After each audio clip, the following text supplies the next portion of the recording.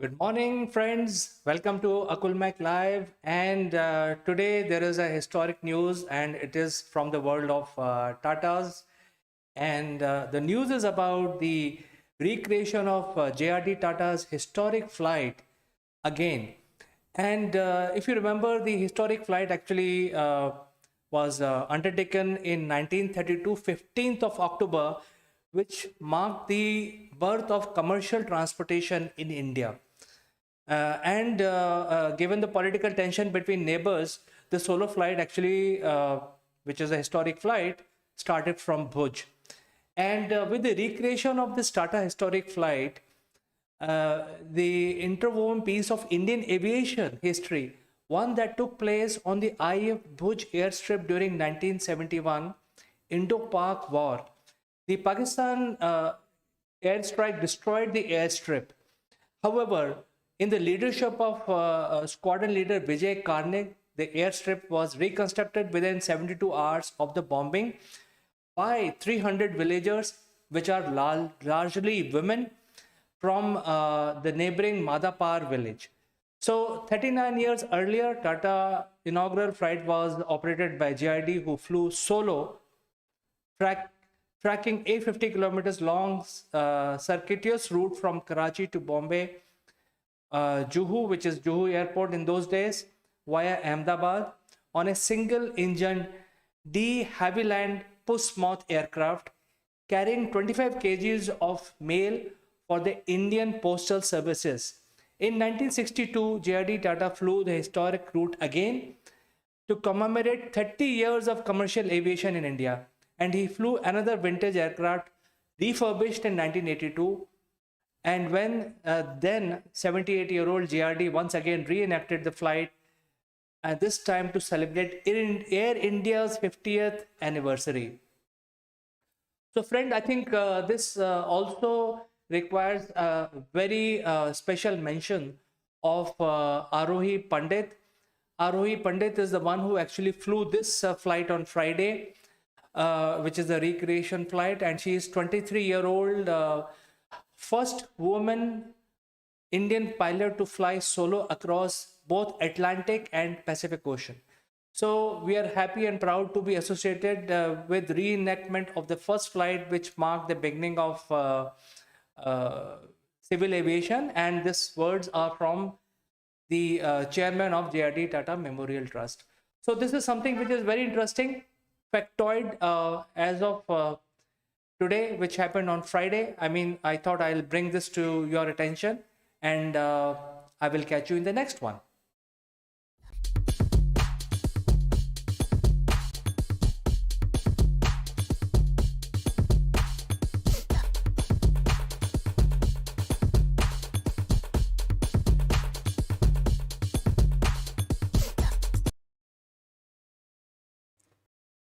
Hello friends, welcome to Akulmak Live, and I am Chandrakant.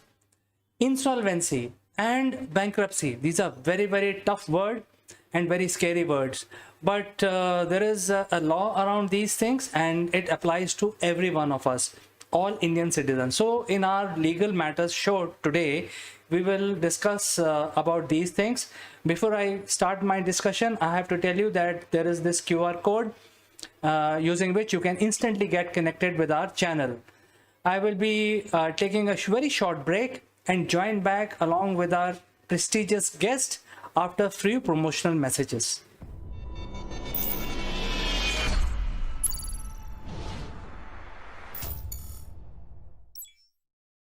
Friends, have you ever wondered that making a lasting impression online is similar to landing on the moon? If yes, we have a solution for you. Akulmak Genius program will help you prepare for your upwards trajectory towards success in the digital world. Our program consists of 12 unique tailor-made sessions of 1 hour each, spread over 6 weeks. Akulmak Genius program provide you practical knowledge about how to optimally use online video platform with lights, action, camera, as well as crash course in using virtual screens. The program also includes a session on the grooming and online etiquettes, which are important for running your online sessions and webinars. At the end of the program, our participants would be allowed to make their own videos, which will be published on a very popular business channel called Akulmac Live. This will provide global recognition to all our participants. If you like what you hear, then using the link in the description below, join the program straight away or visit www.akulmac.com.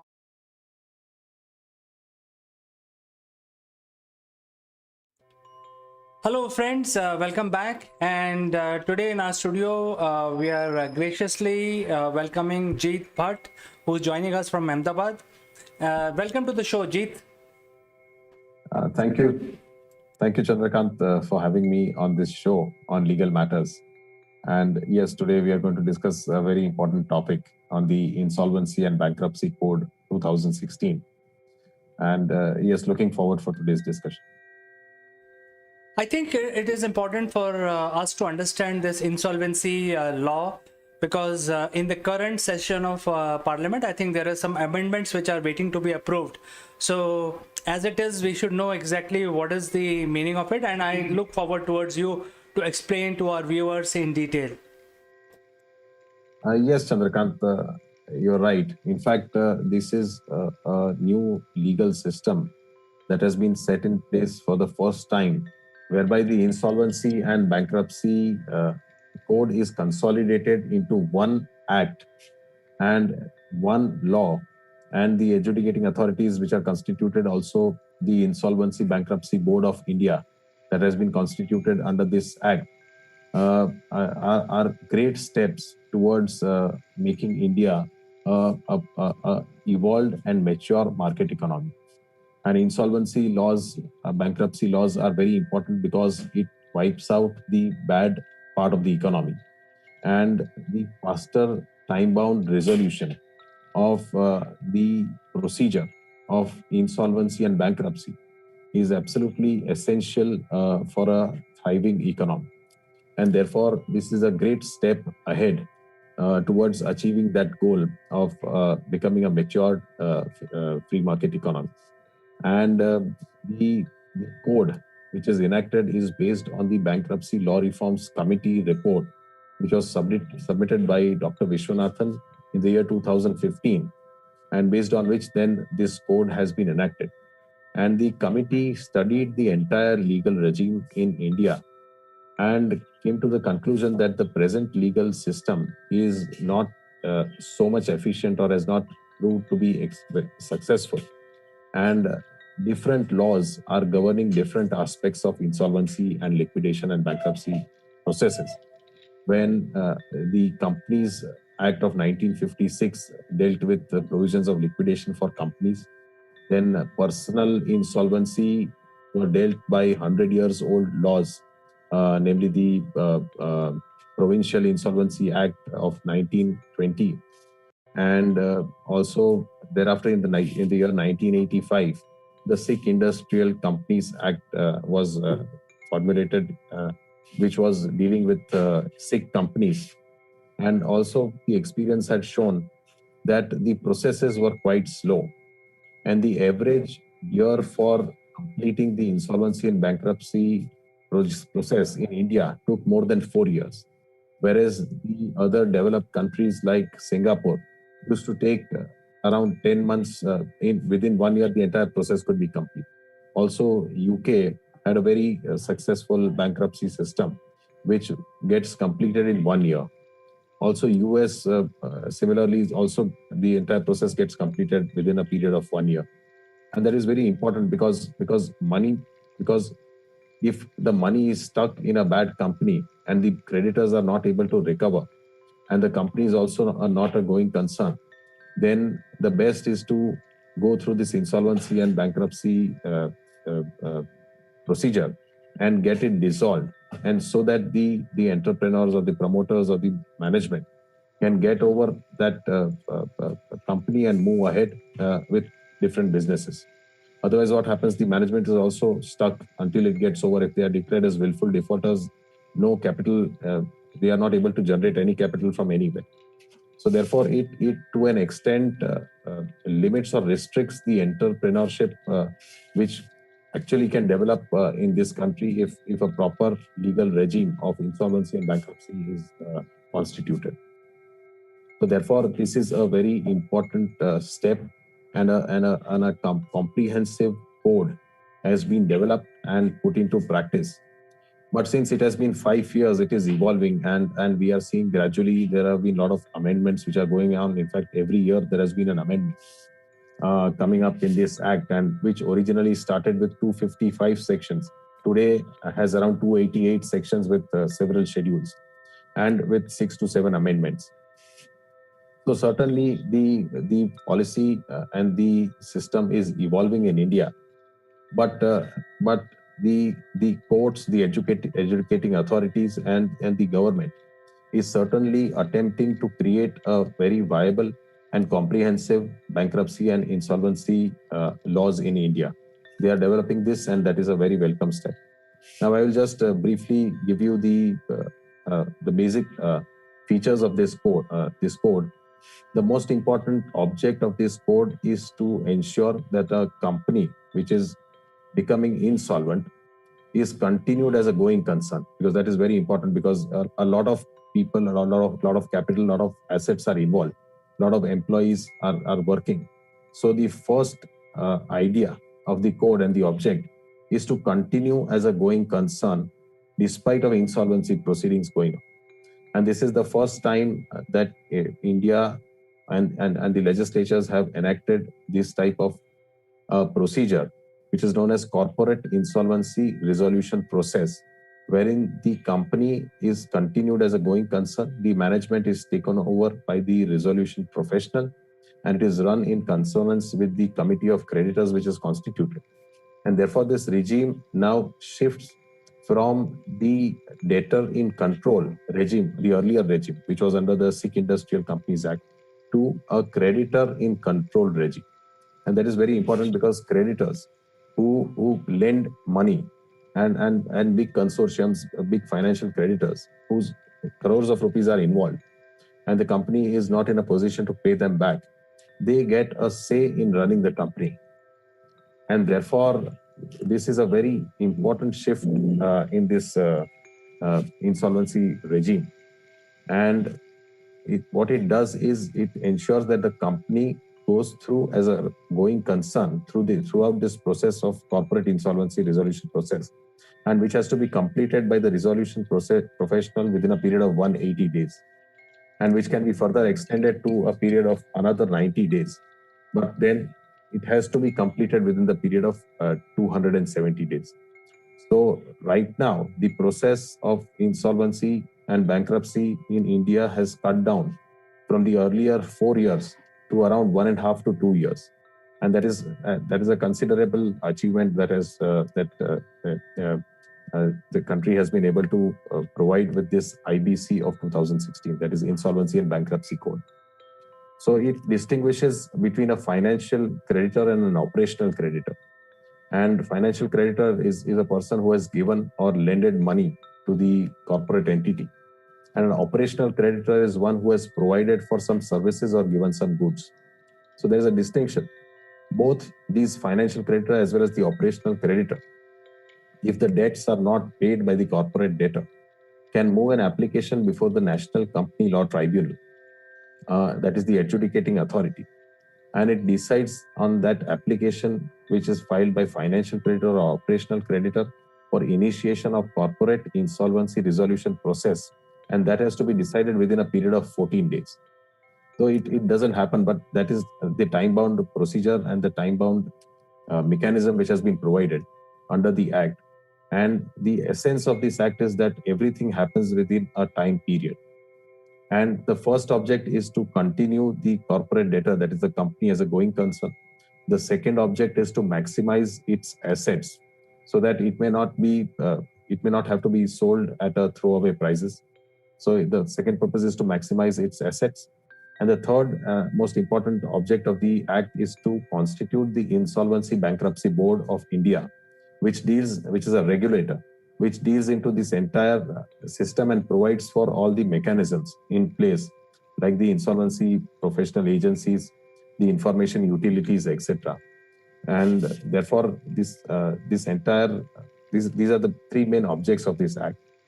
And the corporate insolvency resolution process, which has to be conducted within a maximum period of 270 days, is a process whereby the resolution professional takes over the management of the company, and he tries to manage it in consonance with the committee of creditors, and they invite an expression of intent for applicants to take over the management of the company so that they can sell the entire company as a going concern.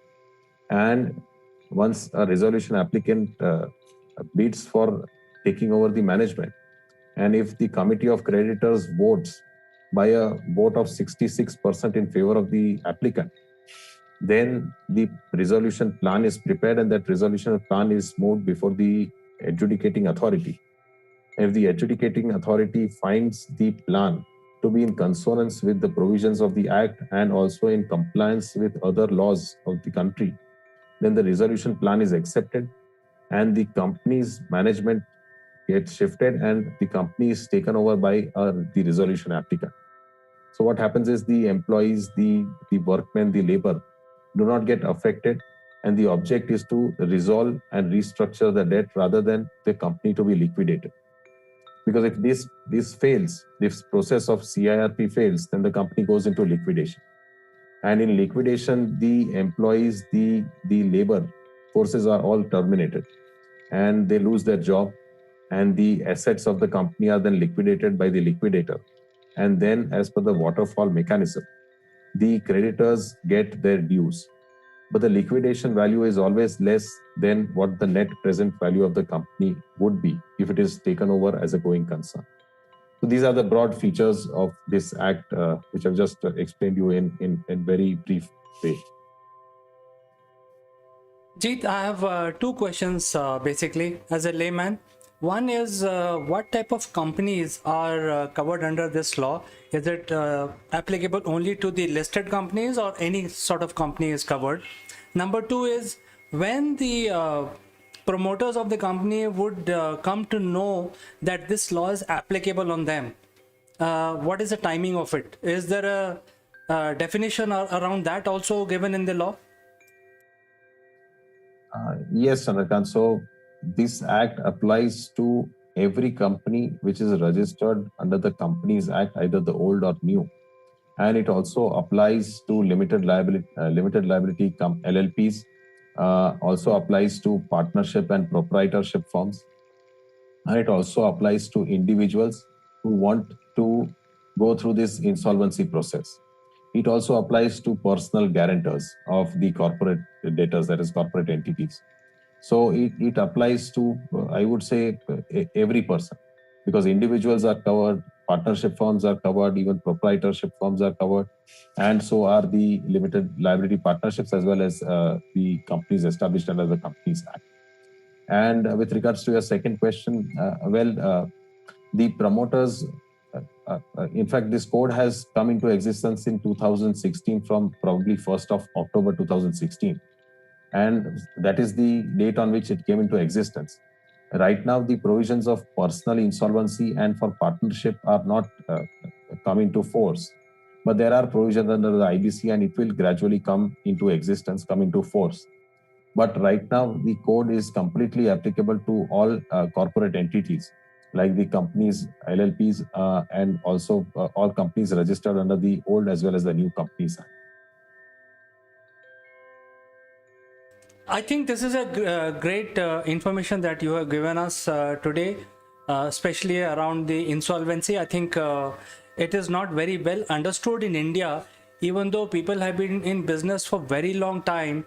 But since India is such a large country and a lot of establishments are mom and pop shop kind of establishments, they don't understand the implication of insolvency. I think you have done great justice by explaining this to our viewers. So viewers, I think if you have any question around insolvency, I think you can shoot it out to us and we can ask this question in the next episode from Jeet. Jeet, thank you so much for finding time and coming over to our show and explaining this very important law. And I think it is undergoing some changes also during this session of Parliament, and we keep following this story as it happens. Definitely, Chandrakant. We will keep on following on this topic and on the new recent developments that come into place. Thank you very much, Jeet, and we will catch you next week in Legal Matters. Thank you very much, Chandrakant, for having me.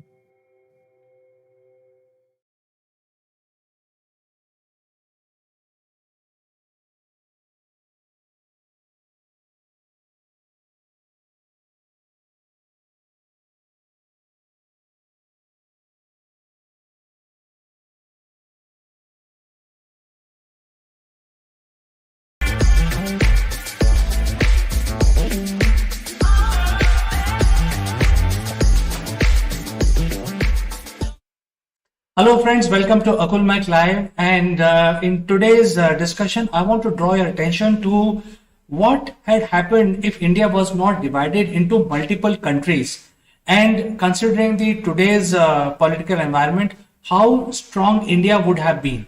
So this is only a hypothetical question that I am raising, and I want to pick your brains by giving you certain facts. Now if you go back in Mahabharata's time or Ramayana's time, this whole area was called Aryavat, and it comprises of the South Asia countries, which are primarily about 8 to 9 countries, starting from Afghanistan and all the way going up to Myanmar, which was called Burma, and before that it was called Brahmadesh. So this is the basically the area of Aryavrat. And even Tibet was part of it, which is now part of China. And there was a huge influence of the traditions, Indian traditions, in the neighboring countries. So for simplicity, I think let's understand that what was the size of Aryavrat. And in today's environment, this area does not exist. In fact, in terms of classifying the South Asia as such, the Burma is part of Southeast Asia.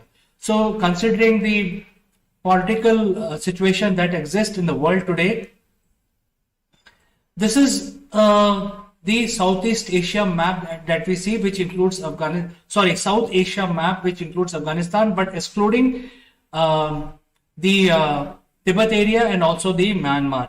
So going forward from here, what had happened if India was not colonized, and if India was not broken apart into multiple countries as we see, like Afghanistan, Pakistan, Bhutan, Nepal. So this is only a hypothetical question where I'm raising, which I'm going to analyze what would happen, because Indians have been dreaming to cross $5 trillion mark in terms of combined GDP. And as it is at the current state, we are actually ahead of France and UK globally. But I think there are a lot of issues, so let's tackle one by one. So let's look at the map of the South Asia, which is all these 8-9 countries. Some of them are very small, some of them are pretty large. And we will actually analyze their population, their demography, and also their GDP. So if you look at India, which is the largest of all these countries, India has actually found a way to govern themselves. They have divided the country into states, and this is a federal structure. There are separate state elections conducted, and each state elect their government, and the government basically run the states, which is pretty much like the US government. There are special states, and there are there are states in India also. So everybody knows about this federal structure, and the best part is states can come and go, and as long as they follow the Constitution of India, which is the law and order, and what are the rights given by the Constitution to the people of India, the living standard across all these states is almost the same. The entire country is united under one constitution. However, the governance, to simplify the governance, because it's such a large country, the governance is divided between central government and about 29 states and union territory. So India is the largest one, and we have figured out how to run such a large country with a huge population. As it is, in terms of population, we are number 2 after China, and the population as of estimated population as of 2021, I'm talking about only India, it's 1.39 billion people, almost like 1.4 billion people, with a population growth of 0.97%. So it is slightly lower this year. So population growth has been controlled. Still, we have a lot of people in this country, and we are growing in terms of population, but not as much as China. China is still ahead of us as per the consensus. So if you look at the other parameters, the economy as it stands today, Indian economy stands at $3 trillion. And our target is to achieve $5 trillion. And that is a dream that has been shown by the current central government and also by Prime Minister Modi. And we, at $3 trillion, we are just behind China, and number 1 being US. So we are number 3 country globally. But in order to achieve the $5 trillion target, I think the easiest method which I am proposing today is basically merger and acquisition, as we do it in the private sector, where in order to grow, we acquire different companies and grow in size. So India can also try doing this, and this is only hypothetical. This is not something that I'm proposing. So if you look at the hypothetical scenario, and if we are able to unite the South Asia into one federal structure which is democratic, which is including Pakistan, Bangladesh, Afghanistan, and these countries, the effect of this would be tremendous. And not only in terms of population, in terms of governance, in terms of the global economy, and also in terms of Indian economy. Let's look at the current population of the United Bharat, as I want to call it, hypothetically again. That will be about 1.5 billion. So which, if you look at this part, which all these 8 countries get united, which is Maldives, Sri Lanka, Nepal, Bhutan, Bangladesh, Pakistan, and Afghanistan, then the number of people who are living in this part of the world would be 1.5 billion, which is almost equal to China's population, and it will be 20% of the global population. So you can imagine a democratic people with federal structure. Every 5th citizen in the world would be an Indian.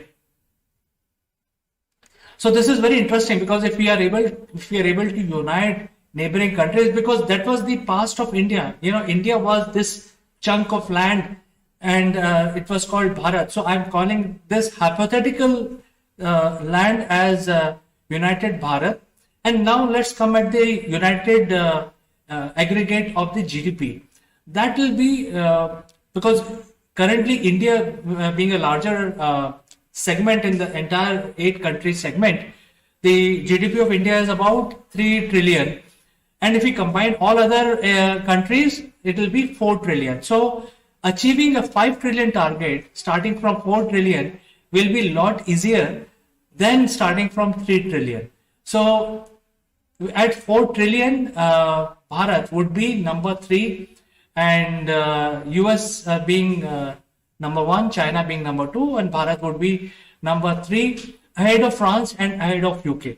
So this is the kind of impact we can imagine if we are able to unite the Aryavrat, as it was called during the ancient time, and we will be able to not only solve a lot of these issues which plague our region in terms of demography, in terms of infighting, in terms of some of these terrorist activity which are brewing in the northwest countries.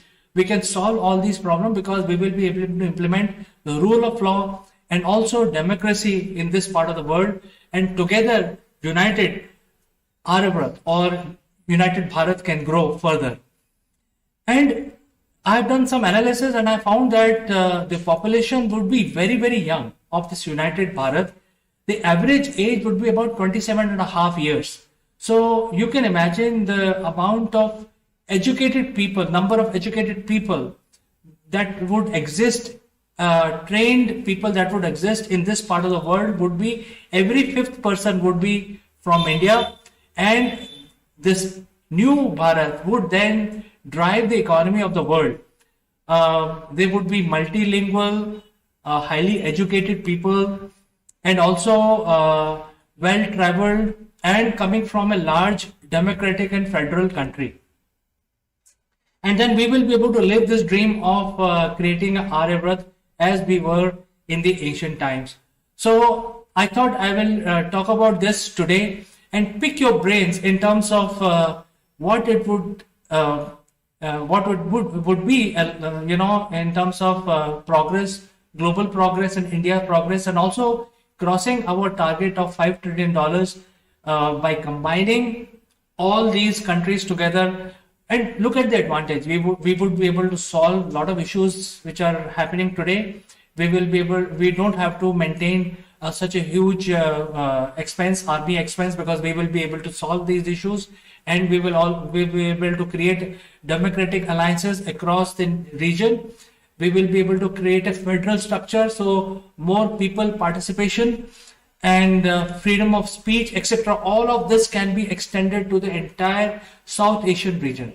So friends, let me know what you think about this, and I'm eagerly awaiting your comments, and some of these interesting selected comments I will play in my next Akul Mac Live. Until then, I await your comments and your participation, and I will catch you in the next one.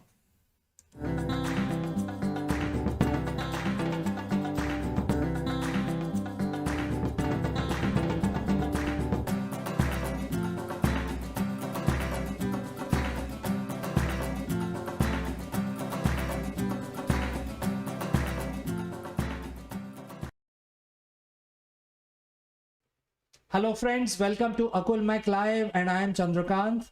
Recently, Supreme Court of India came out with a ruling which is related to alumni. And it is also related to how much alumni a wife can claim from husband, or vice versa, whichever the case may be, as per the law of India. And to discuss this very important judgment by Supreme Court, I will be joined by a distinguished guest in our studio who is joining us from Ahmedabad. Before I go and bring my guest, I have to tell you that you can now point your mobile phone camera onto this QR code, which is on display right now, right there. And this QR code will be visible throughout the length of the video. This is a very, very user-friendly way to get connected without typing long, web addresses and typing different codes. All you have to do is just point your camera and you will get connected to our channel instantly. So friends, don't go anywhere. I'll be back with my guest very soon.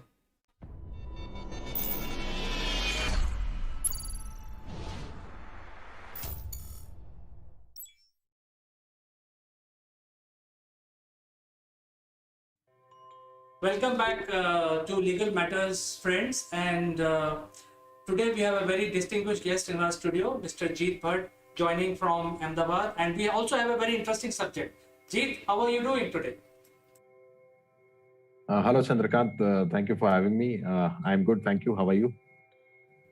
All well. I think, Jeet, I have one very pressing question at hand, which is about the maintenance laws in India and typically maintenance of wife.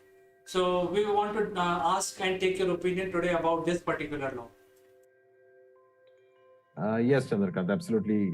It's a very important issue with regards to matrimonial laws in India. And as you are aware, we don't have a uniform civil code. So every religion is governed by their own customs and practices, which have later on been enacted as particular laws of their own religion. So, but there are special laws which covers all the religions in India. And particularly, there are 3 laws which govern all citizens, irrespective of their religion. And they are the Special Marriage Act of 1954, then provisions for maintenance of wife, children, and parents under Section 125 of the Code of Criminal Procedure, And the third, which is the latest enactment, is the Protection of Women from Domestic Violence Act of 2005, which is also known as the DV Act or Domestic Violence Act, which also provides for a statutory remedy to women, irrespective of the religious community to which they belong, and apart from the personal laws applicable to various religious communities. So these are the three basic laws which govern irrespective of religious community. And apart from which, there are several laws in place with regards to different religions as well. So if we talk about Hindus, the law governing the matrimonial disputes is covered under the Hindu Marriage Act and also Hindu Adoption and Maintenance Act. So these two are the primary acts which govern the matrimonial laws with regards to Hindus. But we will be speaking in general about the maintenance of wife, which are not religious specific and which govern to all religions. So basically, the major act which provides for safety and security of women, because it is also an issue of social justice, and therefore maintenance is very important, because we see several times that if women are abused or if they are subject to domestic violence, and if they are thrown out or if they do not have a means to uh, survive themselves, then it becomes very difficult for them in the society to survive. And therefore, with regards to such situation, there are particular acts which ensure that the woman does not become a destitute, or the condition of vagrancy does not arise in her case. And therefore, she has remedies under the law wherein she can approach the courts under different acts and seek maintenance under different heads again from the husband. So we will be discussing broadly these special features when a woman would be entitled to maintenance, under what conditions, and what are the laws and what are the Supreme Court judgments with regards to the issue in hand. Well, one question I have is that in any marriage or any relationship, there are always two parties, and in this case, it's a marriage, so there are parties which is husband and wife, and there could be instance where women can be upper sex and men can be a lower sex. So in that case, how the code looks at this matter? Can men apply for maintenance from a woman? Well, yes, that's a very good and interesting question. Actually, the problem of vagrancy and destitution is particularly with respect to women in majority of cases. But why special laws for women is also an important question, is because the Constitution itself provides under Article 15, Clause 3, which says that nothing in Article 15 can prevent the state from making any special provision for women and children. So why a law only for women and not for men is because the Constitution itself provides that nothing in the provisions of equality can restrict the state from providing for special enactments for women and children. And also because women and children have been considered as cannot be, though they are of course equal, but sometimes they cannot be equated with men in all spheres of life. And therefore there are special provisions are required for women and children, and therefore there are special provisions with regards to maintenance as well.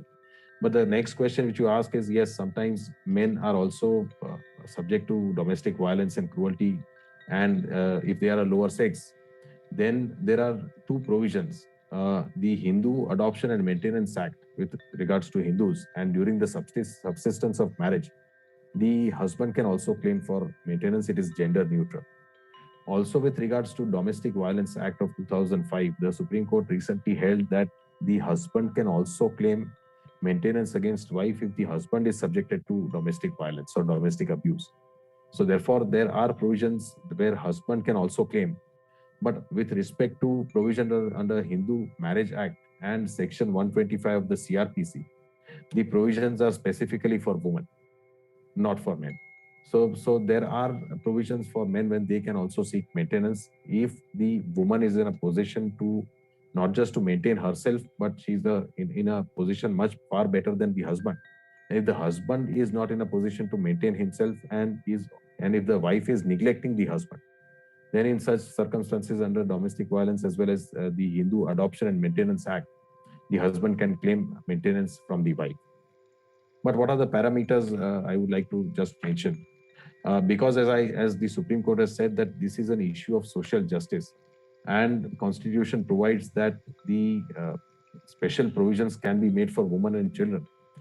These acts have provided for maintenance to wife and children, and the major act under which the wives go before the court are the provisions under Code of Criminal Procedure, particularly Section 125 of the CRPC, where the wife has been claiming maintenance from the husband from the enactment of this act.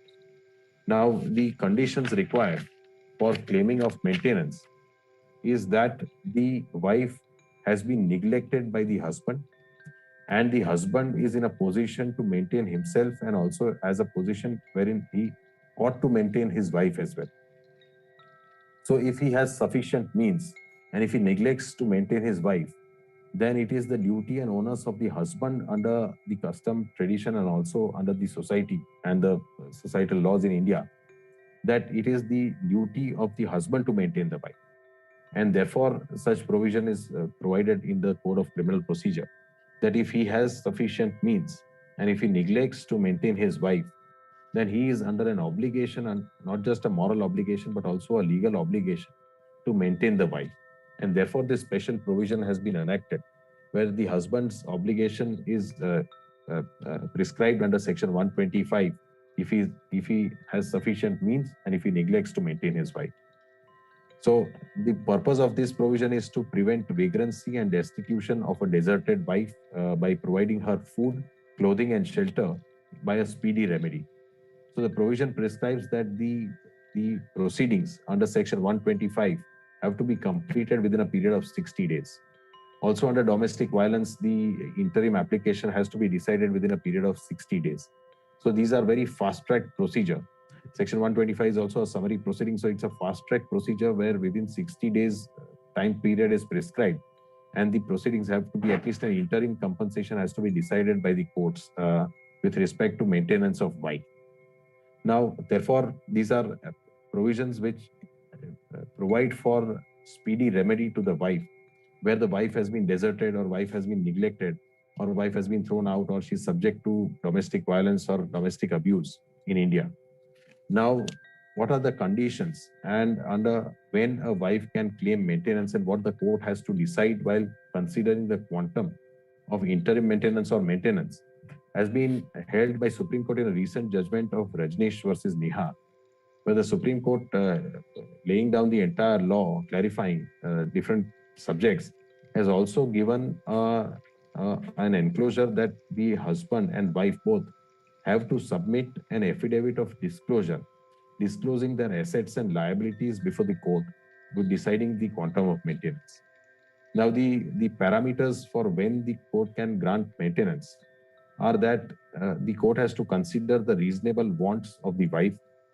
The independent income and property of the wife is also to be considered. The number of persons the husband has to maintain.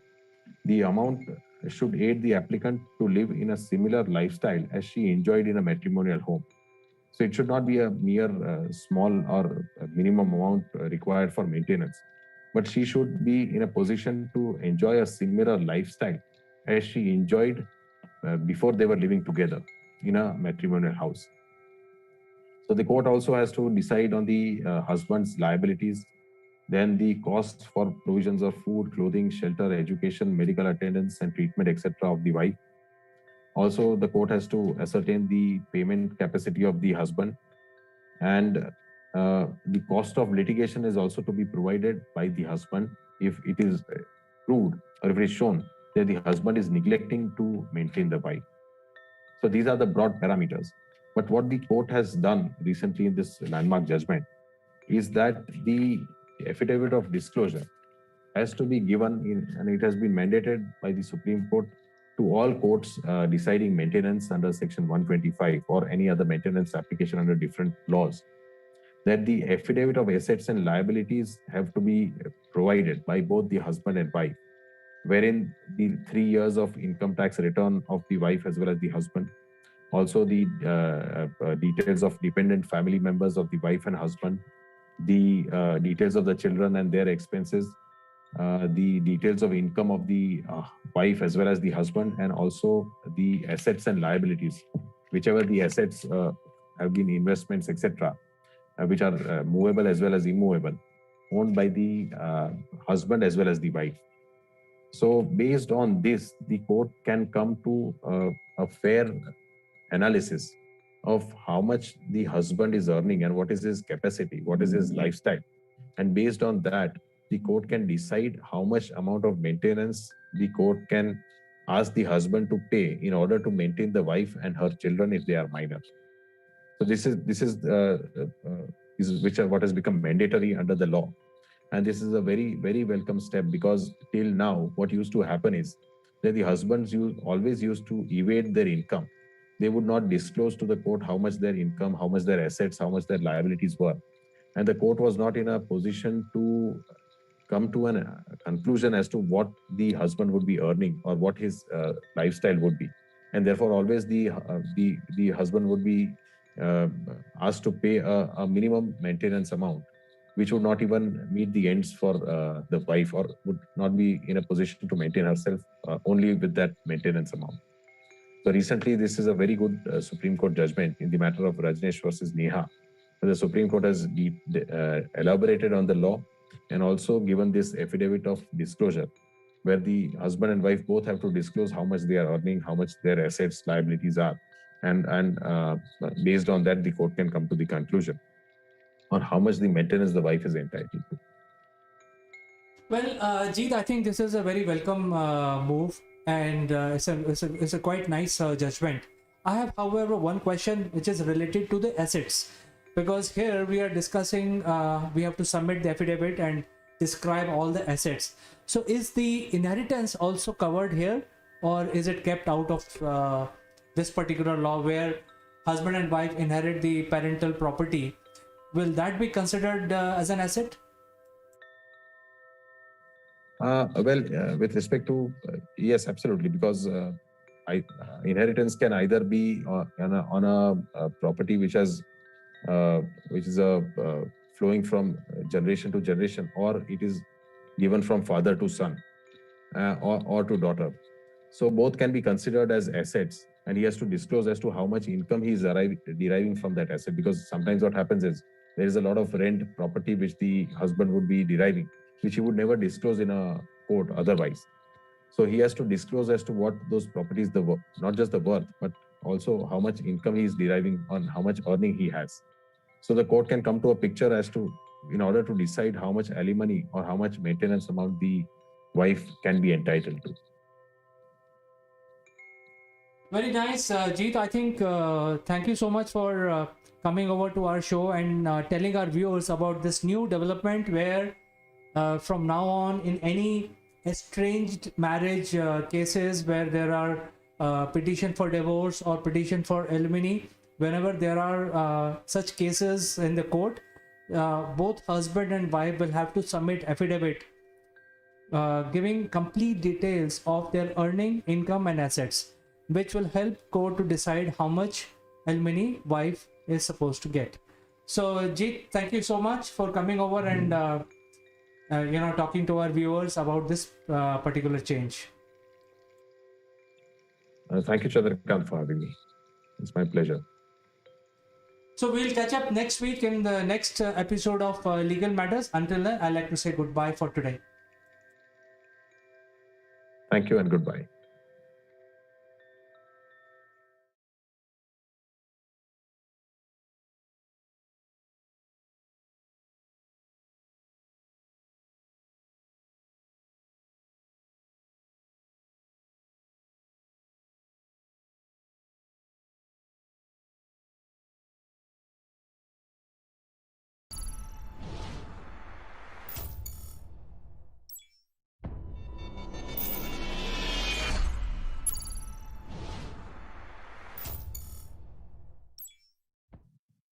Hello, friends. Welcome to Akulmek Live, and I am Chandrakant.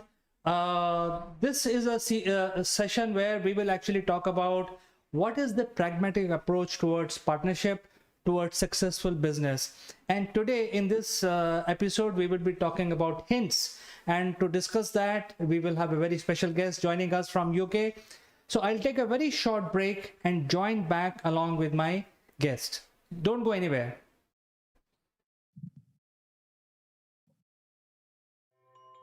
Welcome back, friends, and I am very honored and pleased to have Mr. Mike Bradley in our studios.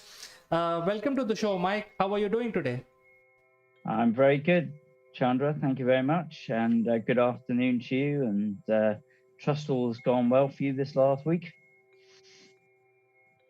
Yes, thank you so much, Mike. Everything is well, live and kicking, and very excited to start the discussion with you today. And it's about pragmatic approach towards partnership, which is so important. Such an apt subject to discuss. And I think today is part 3 of the series, and you're going to tell us the hints, isn't it, Mike? I'm going to give you a few hints and tips. Yeah, I mean, these are not always cast in concrete, but hopefully a few will be of use. Obviously, previously we've spoken about how do you identify the right partners, and also the 4 pillars of pitching and proposals with partners. So today, yes, hints and tips. I guess to start by thinking about the overall goals of partnering. And forgive me for using alliteration. I'm always using this. I find it helps me to remember, if nothing else. So productivity, performance, and payback. That's one of the reasons you want to partner if you're a growing SME company looking to expand efficiently and effectively. Those are the considerations. So productivity, performance, or payback, I should say. Secondly, another alliterative statement: resources, revenues, and returns. It's all about those 3 R's. Not writing, reading, and arithmetic, but resources, revenues, and returns. That's what we're all interested in the business world. How we can achieve, particularly within partnering, a win-win. So I think those are the overall goals we need to remember. That said, let's look at some of the hints and tips. First of all, I always say that you need to go top down. It's absolutely 0 point going into a partner or joint venture with another company and without getting executive sponsorship, securing, if you like, the hunting license to go work with the team, the partner team, to go and develop business. If you don't have executive support, you're going to struggle. So that is fundamental on the starting blocks. To use an Olympic analogy, that's one of the first things you need to ensure is you've got top-down engagement and support. The second one is another key partnership principle. If you're going internationally, and this is sometimes called glocal, which is go global but act local. That means that you've got to realize that different countries, different regions, even different areas of a country, they have different cultural norms, different ways of doing things. And so if you're wanting to achieve an effective go global strategy, don't go steamrolling in your international plan. Go in there with your product and identify local people on the ground to work with and take you into their trusted clients, because you are relying on them to open the doors for you. So you have to ensure you do it in a way that is locally suitable. The third one I have is what this is my own interpretation of Pareto's law, the 80-20 rule. Okay, because when you're going in to work with a partner, you don't want to work with necessarily every one of their accounts. If you want to get fast results, you need to ensure you work on their top 20% customers who are delivering 80% of their business. So don't go in there saying, oh, share your account list with me. Go in with the support of the executives, with the support of the sales management. Go to the top salespeople and work with their top clients and work to ensure that you develop the initial opportunities in conjunction with them. Otherwise, you will be pushing jelly uphill. There's some starters. So I'll come back to you, Chandra, if you've got any sort of questions or matters arising on that so far. Excellent, Mike. In fact, there is Ramesh who was asked this question about when opening up a new market.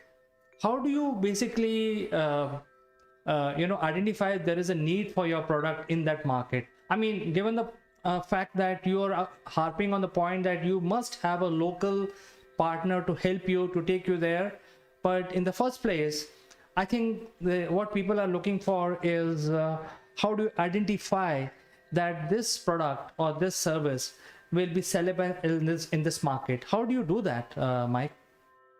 Right, I think that goes back to probably part one of our conversation about identifying the right partners.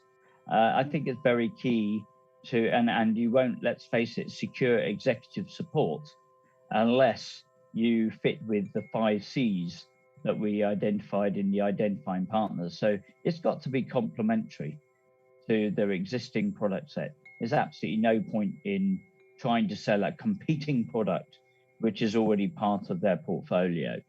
There's got to be a cultural mix, and I don't just mean India versus UK. What I mean is the cultural mix, the style of going to market, probably the way in which the product is sold, engaged with the client, the way that it's invoiced, the way it's rolled out. That all needs to be complementary with the culture of the organization you're working with. There's got to be a common and agreed mechanism for communication. You need to particularly identify within your partner who are the key contacts that you need to work with. You probably need somebody who's going to own the relationship. If you haven't got anybody who's nominated within the partner to agree that approach, you're going to struggle. And then, of course, you need to ensure that the clients that they are talking to and are trading with, particularly that 80-20 rule, ensure that you believe and you can clearly articulate and demonstrate that your solution is going to fit with those clients. So I think, as you know, that's a lot of the homework before you probably get to the hints and tips I'm talking to you about, is actually ensuring that you're identifying the right ones to approach, and then there is a complementary fit. Well, I think thank you for answering, Mr. Ramesh. I think that's a very important key finding, even though it is already covered, but I think it's always good to recap.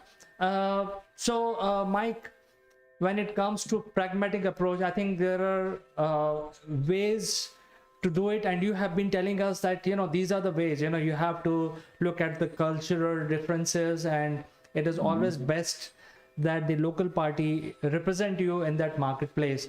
But sometimes language can be a big problem, and there is a business waiting to happen, but you are not able to find a partner whom you can communicate with. So in those instances, how do you find the right mix of your business? Well, I think if you don't find the right partner, you have to say, well, actually, maybe this isn't the right time to go into this marketplace, because it's no point throwing good money after bad, and you will waste. Bearing in mind our goals, our productivity, performance, and payback, resources, revenues, and returns. If you don't qualify in or out properly, you can not achieve your objectives, your overall objectives. So I think it's really key to say, yeah, much as it would be lovely to sell into New Delhi, we haven't got somebody who wants to help us do that. So maybe we'd be better selling into Mumbai, because we've got somebody who's very keen to work with us there, and that might be the right approach. So, there's no right or wrong answer, but it can be very difficult to just keep pushing the jelly uphill, to use that analogy again. If you don't have a partner to go into a market, maybe it's time to focus elsewhere. And I suppose that again, coming back to a few more hints and tips, Chandra. My next one is the infamous KISS. Keep it simple, stupid. And that applies to that last one, which is at the end of the day, you need clients, you need prospects, you need partners who want to work with you. If they are not obvious, then actually maybe there's a different focus that you should be having, and a different angle or a different territory or a different niche. There will be somewhere, if your product's got traction, there will be somewhere that you can exploit that. And that also then comes up to the next hint and tip situation. In this post-pandemic world, SMEs have got massive opportunities now to work on a national and an international basis, because the world has gone online even more than it did before, whether it be for interactive meetings, communication like we're doing here, or whether that's to actually develop a market. And so the key to credibility is to ensure that you've got the right reference material, clients, prospects, the right case studies. If you are, trying to break into the fintech market in Mumbai, but you haven't got any fintech clients, then you're probably going to be finding that a bit difficult. So keep it simple, KISS approach. If your business is particularly strong, say in health tech, well then go to health tech markets in your new territory. Don't try and sell into a new market that you haven't even conquered in your own territory. So it's case studies. Then there's referrals. I think it's very important here that we all do this in our personal life. If you want to have somebody come and do some plumbing work on your house or some brickwork, you generally would go for a referred contact, because you want someone who your neighbor has said, yep, they didn't actually, flood my house, or the wall fell down or whatever. So you go for referrals, and the same is true in business. It's all about referrals. Now, what you can also utilize to open up new markets is use cases. So you can take an existing experience of other markets, other niches, other geographies, and basically say, well, actually, this worked really well in the logistics market. This is what they achieved. This is how they improve productivity, performance, and payback. This is how they optimize their resources, revenues, and returns. And therefore, we believe you could do the same if you have the same situation. This is how you establish credibility, I believe, in an online market environment and online communication situation, when we can't all necessarily meet or need to meet face to face. This is the great leveler for the SME market, in my opinion, that, at one time it was only the multinationals who could afford to spend 10 days on face-to-face meetings, shaking hands and enjoying mango lassis and chicken tikkas. But now SMEs can do global trade online. And yeah, as we've said before, Chandra, it's very nice to meet. And when we do, we can celebrate the deals rather than spend 10 months trying to develop an opportunity. All of that can be done, I think, effectively online. I've got another hint and tip here, which is having secured your initial sort of flagship deal within a partner, then I would say promote that unashamedly across the partner organization. Let the executive who sponsored you know. Let the sales team know. Let the sales management know.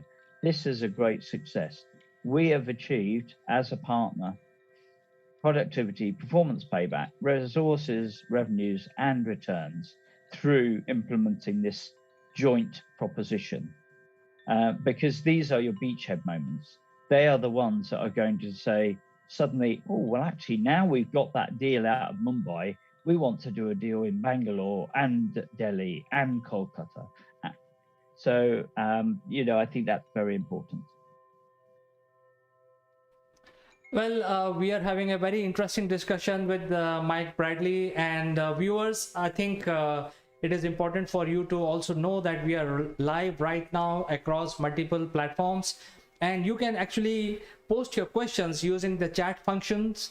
If you are basically having any questions regarding business or partnership or any other subject that you want to discuss with Mike, you can shoot your questions. We will get it right now and we will get it answered by Mike straight away. So viewers, moving on our discussion, Mike, when it comes to approaching a marketplace, there are two responsibilities. One is building a sales channel, and your partners can fill in that very nicely. And the second challenge is actually doing marketing, for that product line. So Yes. many times people say that, hey, because I found a partner, he will do it for me. But this marketing and awareness or propagation of the product line requires a little bit of funding. So what is your opinion on that? When you're approaching a new market, you should have a budget, or you want to completely rely on a local partner? Yeah, I think again, I think it depends on the situation you're in, Chandra. Because if you are a large global player, yes, you may want to have some sort of marketing budget. But if you're working in a joint venture environment, which I think is the most effective, is basically both parties have put some skin in the game. What can be done is the new entrant should ride on the back of the existing profile of that particular partner in the marketplace. There will be requirement at some point for some form of, probably initially, product branding, some sort of product awareness. Maybe it's training sessions, it's webinars, it's letting people know about the solution. There are effective ways to do it, or there are mega multi-million rupee budgets that need to be spent in order to raise profile in the end user or the B2C marketplace. So there is a degree of branding that's required.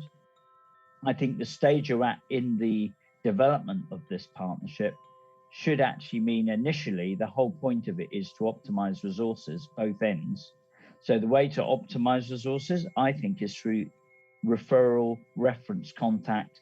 Your partner's sales channel should really be the place where the initial product and solution awareness is made, even if that means that the only thing you request of the partner is, one, that they give you a platform, probably an online opportunity, to present your solution.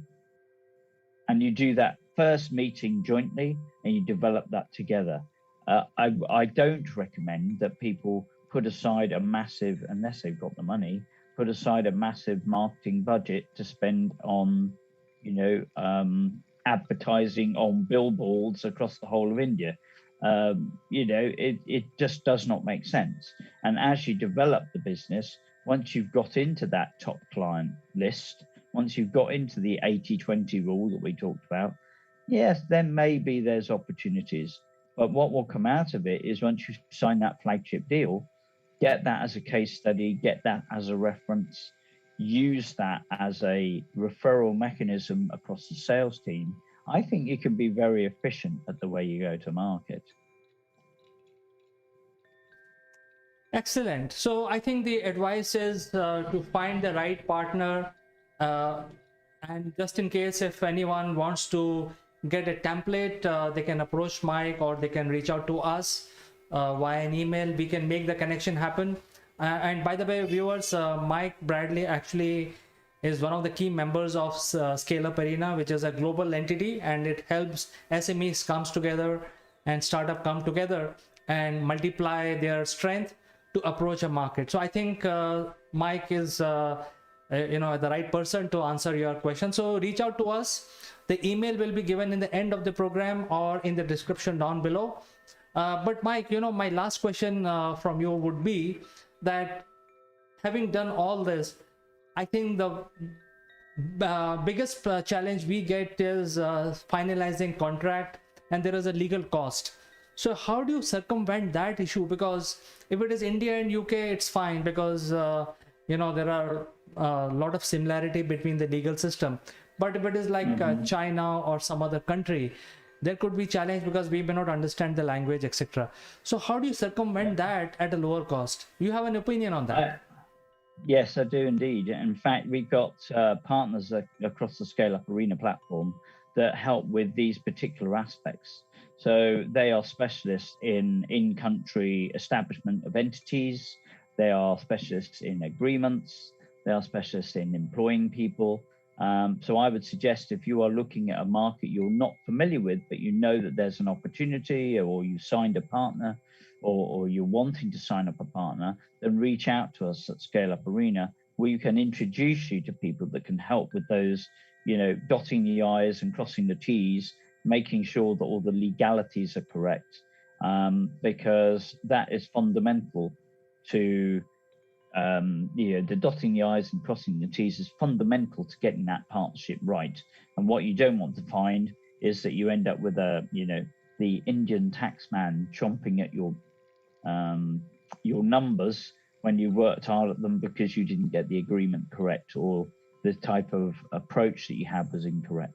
So I think it's really vital that people get the right support there, but that's specialist support, and that's where our platform and network can come to the fore, and we can really help.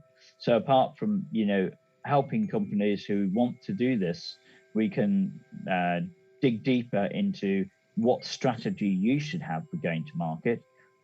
Obviously, that's a chargeable basis. Otherwise, I get slimmer because I don't eat very much.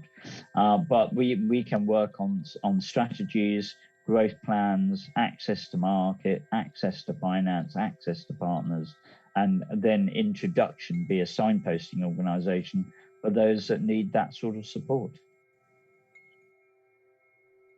Excellent. I think that is a very good support, and people who are watching us today can leverage Scale Up Arena network and Mike Bradley's personal connections across the world. Mike, so thank you so much for coming over this afternoon and talking to us on this very important subject, pragmatic approach towards partnership, part 3, which is hints and tips. Pleasure talking to you, Mike. And to you too, Chandra. Have a good day.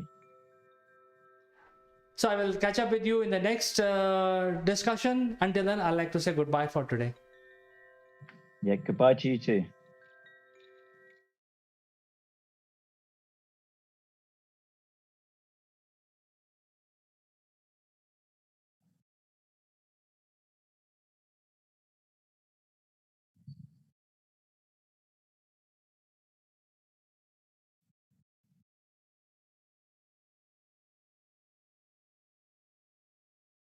Hello friends, this is Akul Mac Live and I am Chandrakant. And our section today is you should have learned everything in school, but you didn't.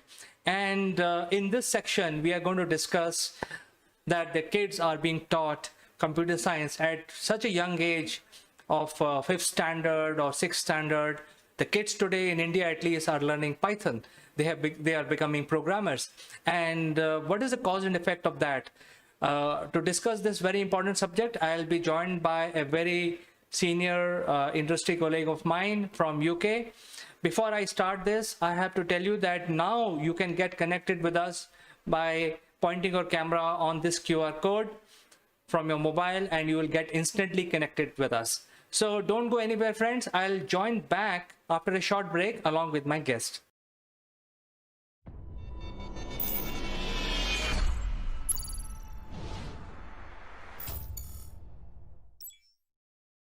Friends, have you ever wondered that making a lasting impression online is similar to landing on the moon? If yes, we have a solution for you. Akul Mac Genius program will help you prepare for your upwards trajectory towards success in the digital world. Our program consists of 12 unique tailor-made sessions of 1 hour each, spread over 6 weeks. Akul Mac Genius program provide you practical knowledge about how to optimally use online video platform with lights action camera, as well as crash course in using virtual screens. The program also includes a session on the grooming and online etiquettes, which are important for running your online sessions and webinars. At the end of the program, our participants would be allowed to make their own videos, which will be published on a very popular business channel called Akulmak Live. This will provide global recognition to all our participants. If you like what you hear, then using the link in the description below, join the program straight away or visit www.akulmak.com and click on Genius Program to know more.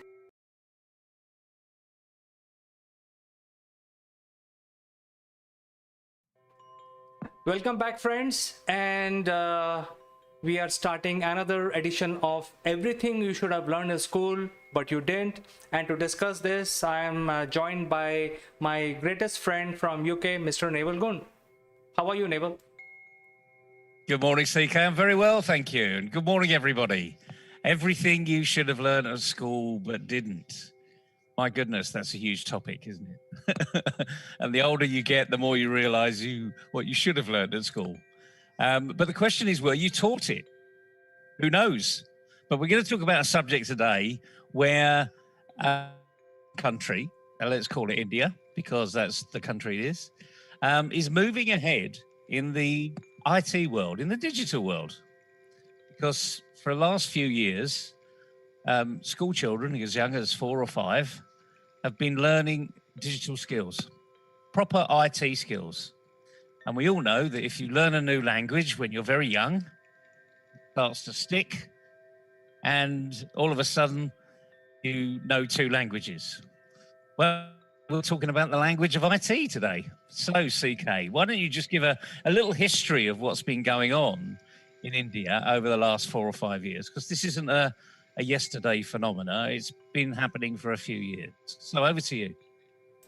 Well, Naval, I think from class 1, when the child is merely 5 years old, they introduce a subject called computer science in the curriculum. And as part of the subject, they taught the child across the board Windows. You know, how to do this, how to do that, how to open a file manager and all that in class 1. And in class 2nd, they were teaching the child for a couple of classes like 2nd, 3rd, and 4th. They were teaching child how to use MS Office, how to create Word, presentation, and all that. And they actually asked children to basically do the project and create different kinds of presentation with animation in it and all that. So they became very mature pretty fast. And in the 4th standard, they started teaching Scratch. So the schools are teaching Scratch, and as a result of that, there are numerous freelancers, teachers who are also teaching Scratch.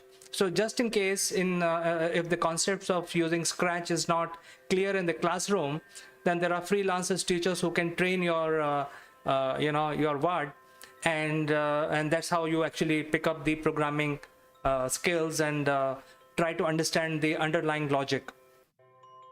And in the middle school, they've introduced a language called Python, which is an easier language.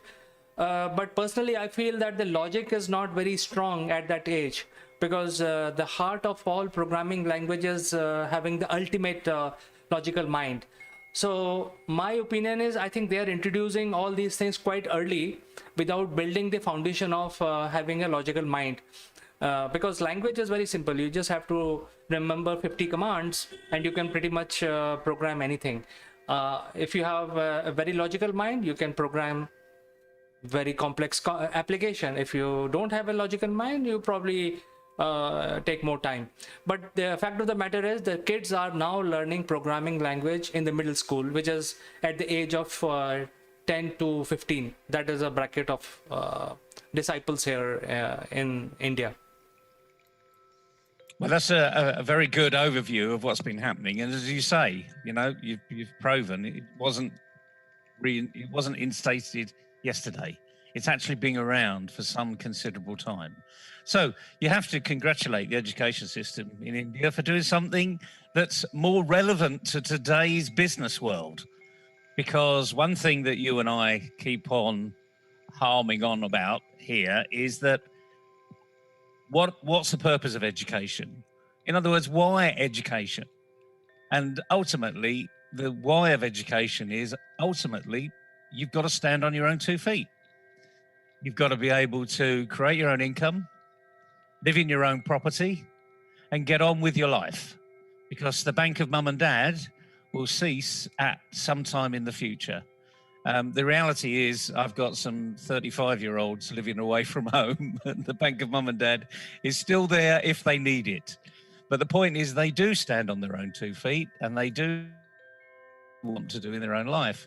So the purpose of education for me is to be able to live independently and have fun, enjoy your life, do something to take advantage of the number of years you're going to be on this planet. So in other words, give something back. And I think, as we've been seeing over the last at least 10 years, that IT, as you and I recall it as information technology, all those years ago, probably in the 1980s, when the concept of IT was introduced to us, and the thoughts of having a computer in front of us, like we're sitting in front of currently, that's a computer. It wasn't in the English language, it wasn't in the dictionary back in the 1960s or 70s, but certainly is today. And the key thing is, when do you introduce this new language? Because that's what it is. It's a computer language. And how do we get the best out of that language for everybody? Well, I'll be honest with you, I have no intention of learning a language like Scratch or any other IT language. I do remember some of Fortran and Algol 68R, which really does date me. But as for the new languages, I'm not really into. I've got no interest in it whatsoever. But young people today, everything's going to be in that type of world. So they're going to be exposed to it. It's a bit like saying, you need to learn English because English is the business language of the world. And I know in India, you have English classes. Funnily enough, in England, we have English classes, but they're probably slightly different English classes.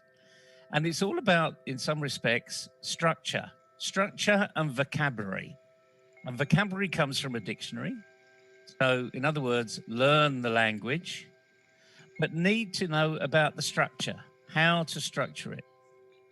There's a pretty famous English teacher in the UK that talks about the apostrophe S, when to use it, when not to use it. And she uses it in line with a comma.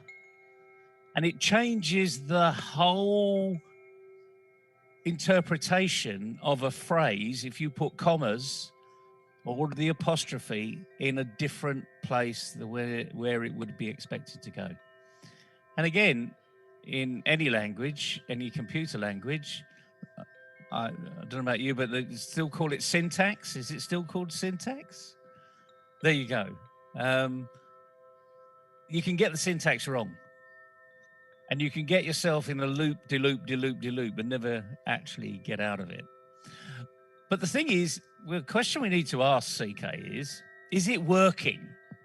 How long has it been in the new era, in the new education era? And what results are they getting from it? Are we actually seeing news articles about, super kids that have created a new app at a young age or something like that? What's come out of this program of change that we can actually tap into? Well, Naval, I think the biggest challenge parents are having, which is like relearning what they did in the school, because of the name of the program is you should have learned in school, but we didn't. So in my case, I did my computer science at a ripe age of 20 years. That is when we got introduced to different languages. And fortunately for me, I was a C++ programmer, not C++, C programmer, which is the ancient brother I of remember. Yeah. right. So and because of that, the logical mind of how do you create a program is very strong. And but then, you know, for many years there was no need to do any programming, and I have not done. But the logic is like, there is, if this condition, else this condition, else this condition, all that loop, and the syntax is very clear, and that gives me advantage over other parents, that I can pick up any language. And because of this change in the curriculum, and we have to teach our children, I have downloaded a fresh new compiler called Android Studio, and that will give me a chance to create something new, some other application in my free time, and also be able to help the kids with their programming challenges, because, you know, programming is not easy. They will come up with some question, and I don't want to look like, hey, you know, parents don't do anything about our subject. So I want to know exactly, you know, in case this gets stuck, I should be able to help them out. It's pretty much like mathematics. Hey, the dad doesn't know how to add things. I don't want, you know, that kind of statement coming from the kids. So I think that is a real change which is happening now. And kids have to have logical mind. Again, I'll say that, you know, I think their logic is not so well developed. So they have to get, apart from teaching language, they also introduce, they must introduce logic development classes also in the school. That's what my feedback would be.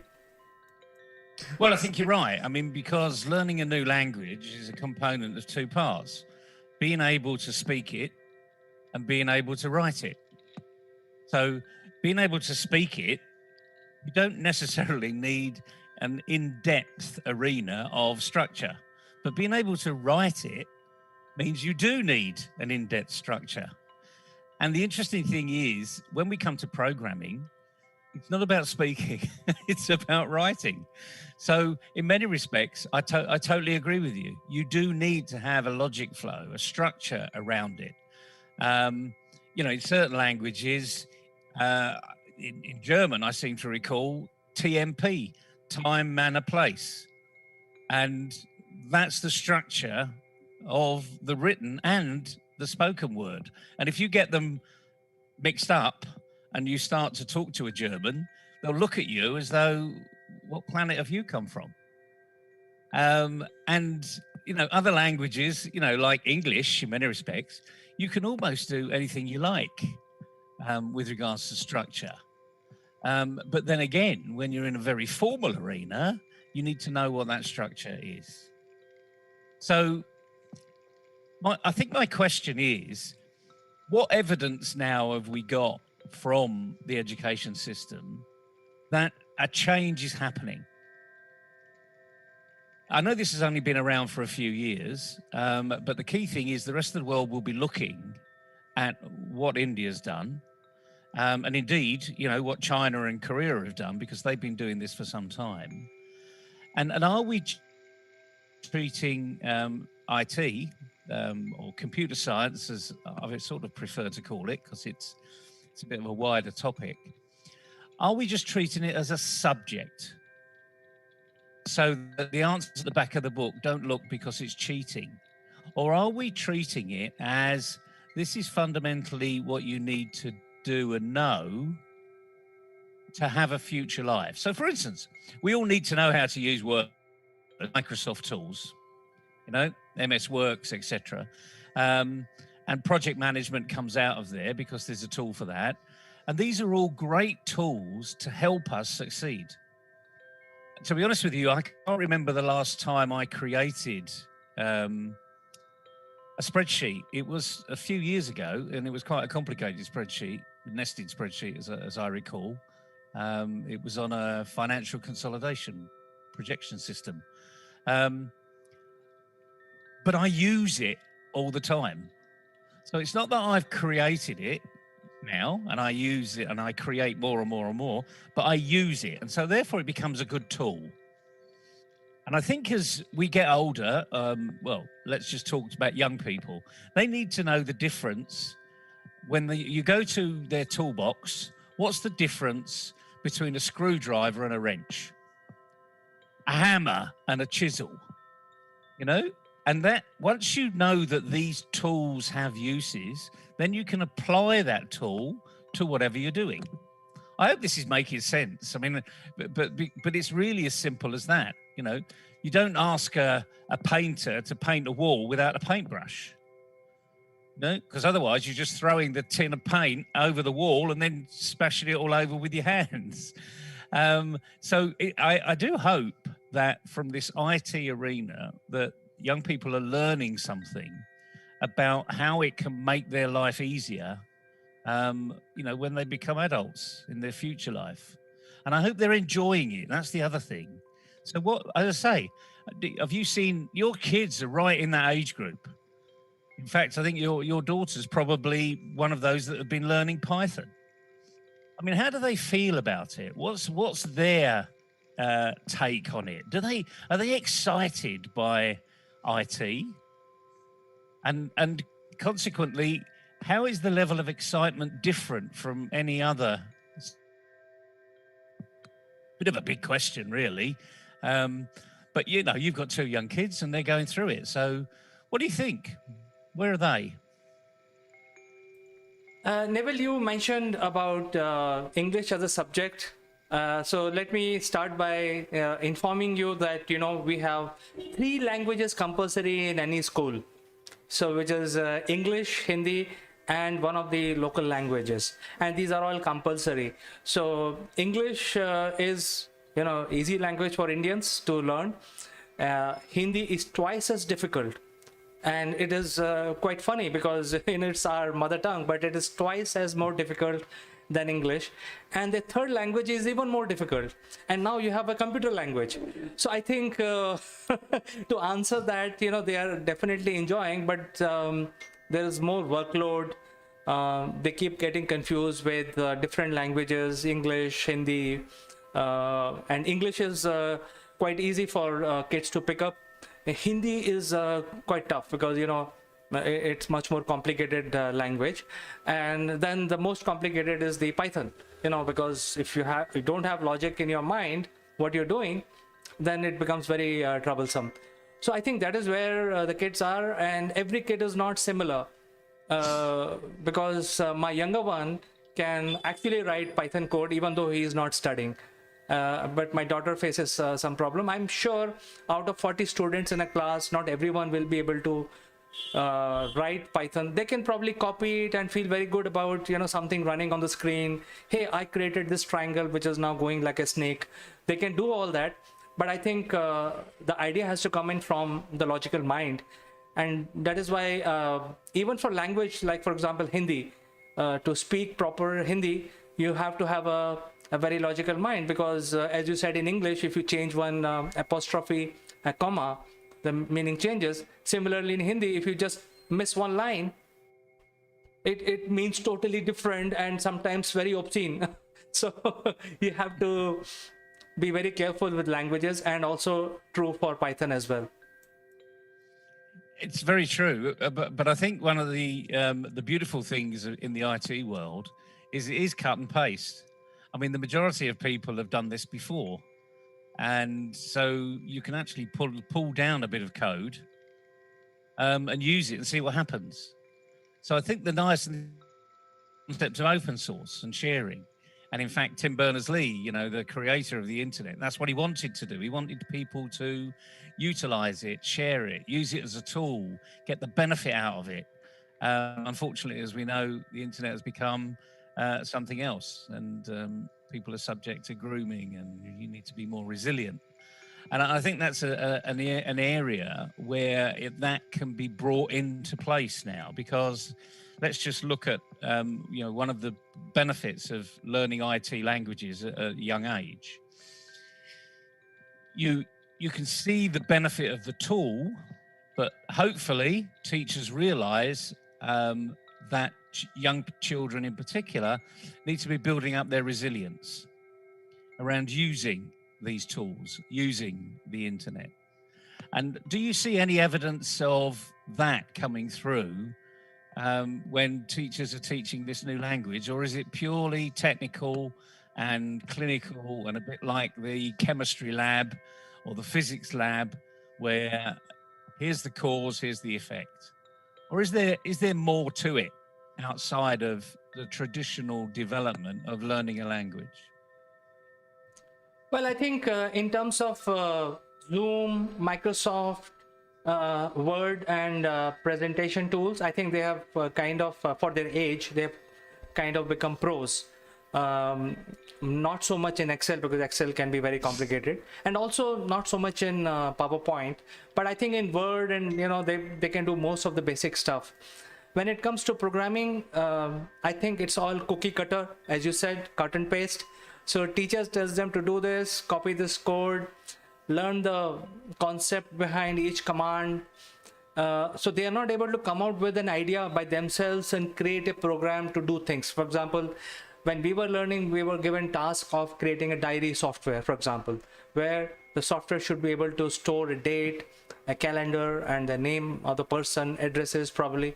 So you have to create database, you have to create the program, and you have to create interface for creating a normal stuff like a diary. So things like that. I don't think they have reached that level of imagination where they can create programs by themselves. Well, I think that I mean, that's the next logical way forward, so that they can actually take a stand back and say, why am I doing this? What's the desired aim? Rather than just making a triangle do flips and jump through hoops, which is all great. I mean, it's really good to see that you can do things and write things to make that happen.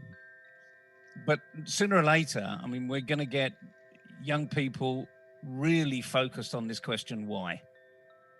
And you remember your children before they went to school, CK, when you were going on holiday or even going down the shops and they're in the car, are we there yet?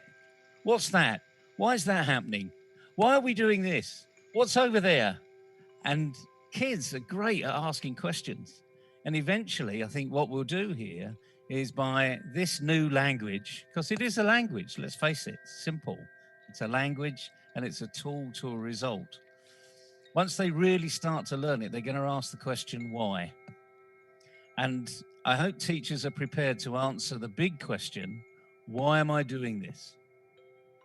What's in it for me? Where's this going to take me? Why do I need to learn this? How will Python affect the rest of my life? What's the point of Microsoft tools? These are huge questions. And 4 and 5-year-olds probably asked them, but never responded to. But let me tell you, once you get to a teenager, we need to be prepared with those answers. And a lot of the answers are going to come from the individual. So if they say, how's Python going to impact the rest of my life? A smart teacher might say, or a parent might say, well, what do you want to do with your life? Where do you see yourself, when you're my age, or even half my age, or your uncle's age, And therefore, it gets them to think a bit more about the question they've asked. And that's maybe when good communication between teacher and child, and parent and child, and even grandparent and child will start to come to fruition.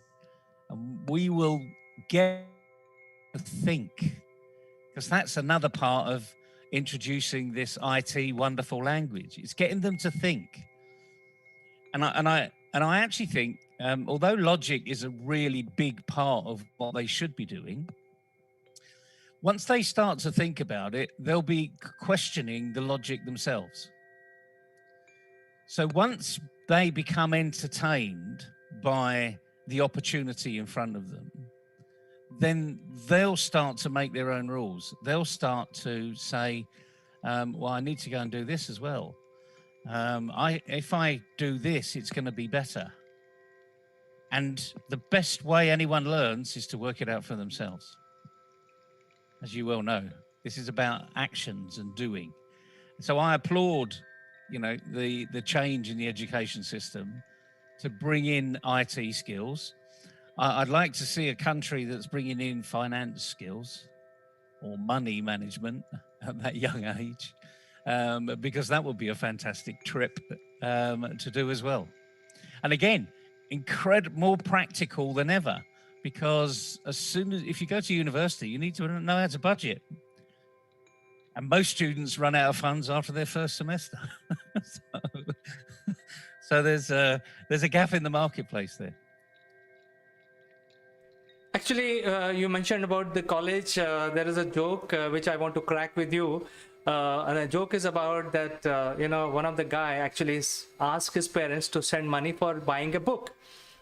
But parents were very smart and they sent the book instead. So he was crying, oh, I asked for money, but my parents actually sent me the book itself. So, such things happens.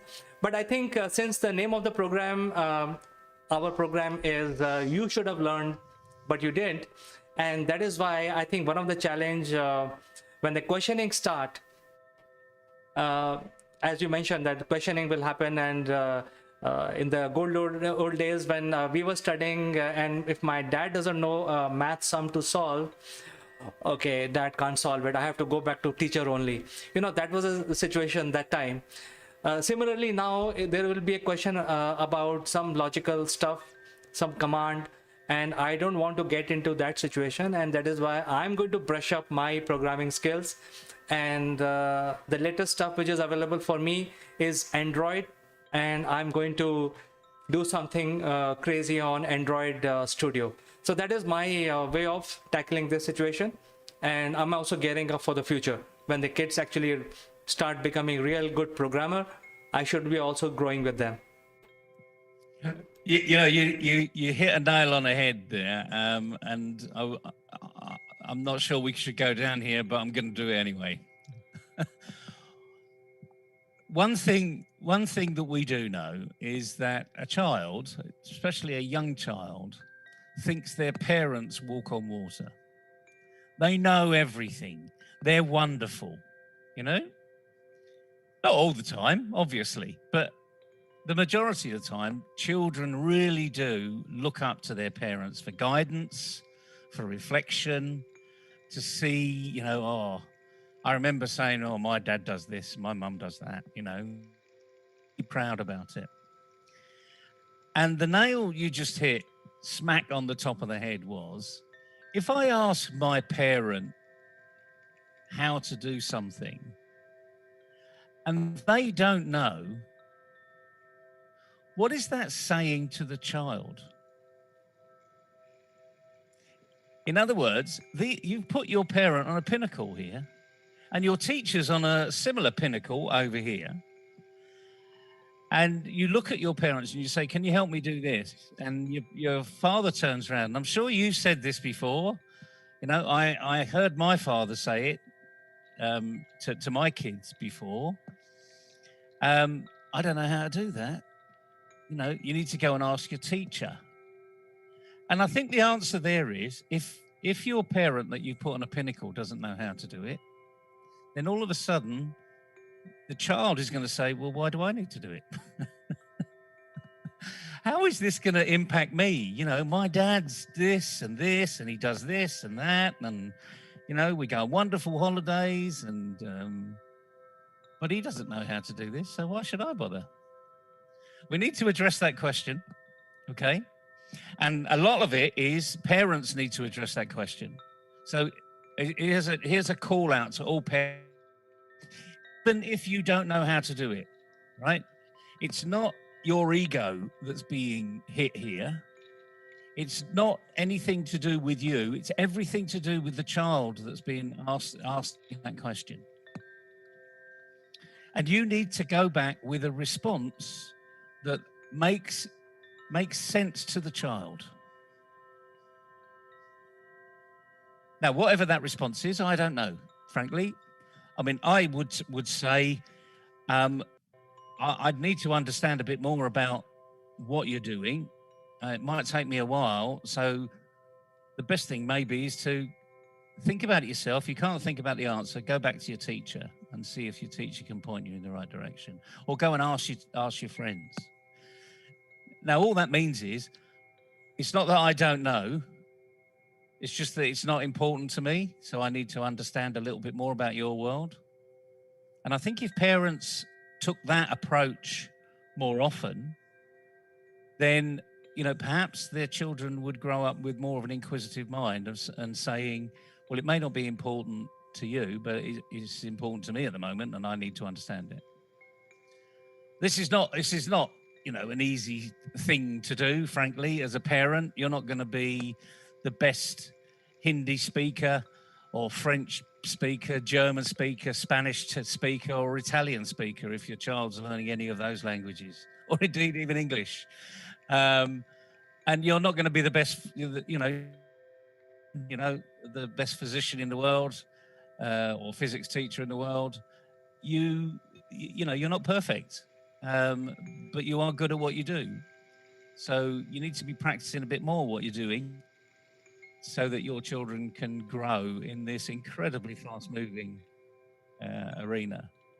A fascinating subject today, CK. I hope people have got to grips with the fact that everything you should have learned at school but didn't is actually quite important. And you can go and learn about all these things. You don't know, if you're a parent out there with young children, go and Google Python. Go and have a look at some YouTube presentations on Python, or even indeed Microsoft tools, if you don't know anything about Microsoft tools, because you never know. It might prompt you to go and think, well, maybe I should. I think I'm reliving my school days because, I had forgotten about factoring. And a couple of years back, I had to dig down into Google and understand and relearn the factoring because I had to tell the kids. Now I'm going to relearn my programming. So I think this is a lesson for all the parents today.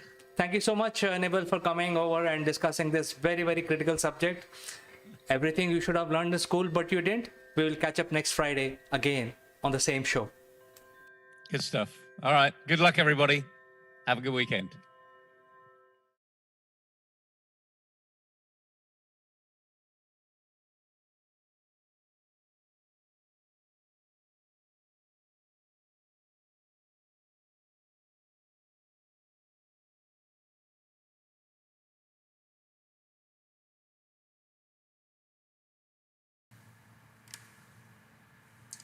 Hello friends, this is Chandra from Akulmac Technologies.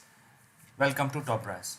Today we would like to discuss about deportation of Member of Parliament in the UK Parliament, Debbie Abraham. And she got deported soon after landing into Indian airport without a valid travel document. So why a MP from UK flying to India without proper travel document, and they got deported because obviously no country will allow anyone to enter their shores without proper travel documents. So let's take a step back. Let's understand what are the different regulations which are followed by, in fact, all countries. I would say every country follows similar pattern, similar regulations which have been set up by the international bodies. The regulation is that when you travel from your home country to any other country, you go with a purpose.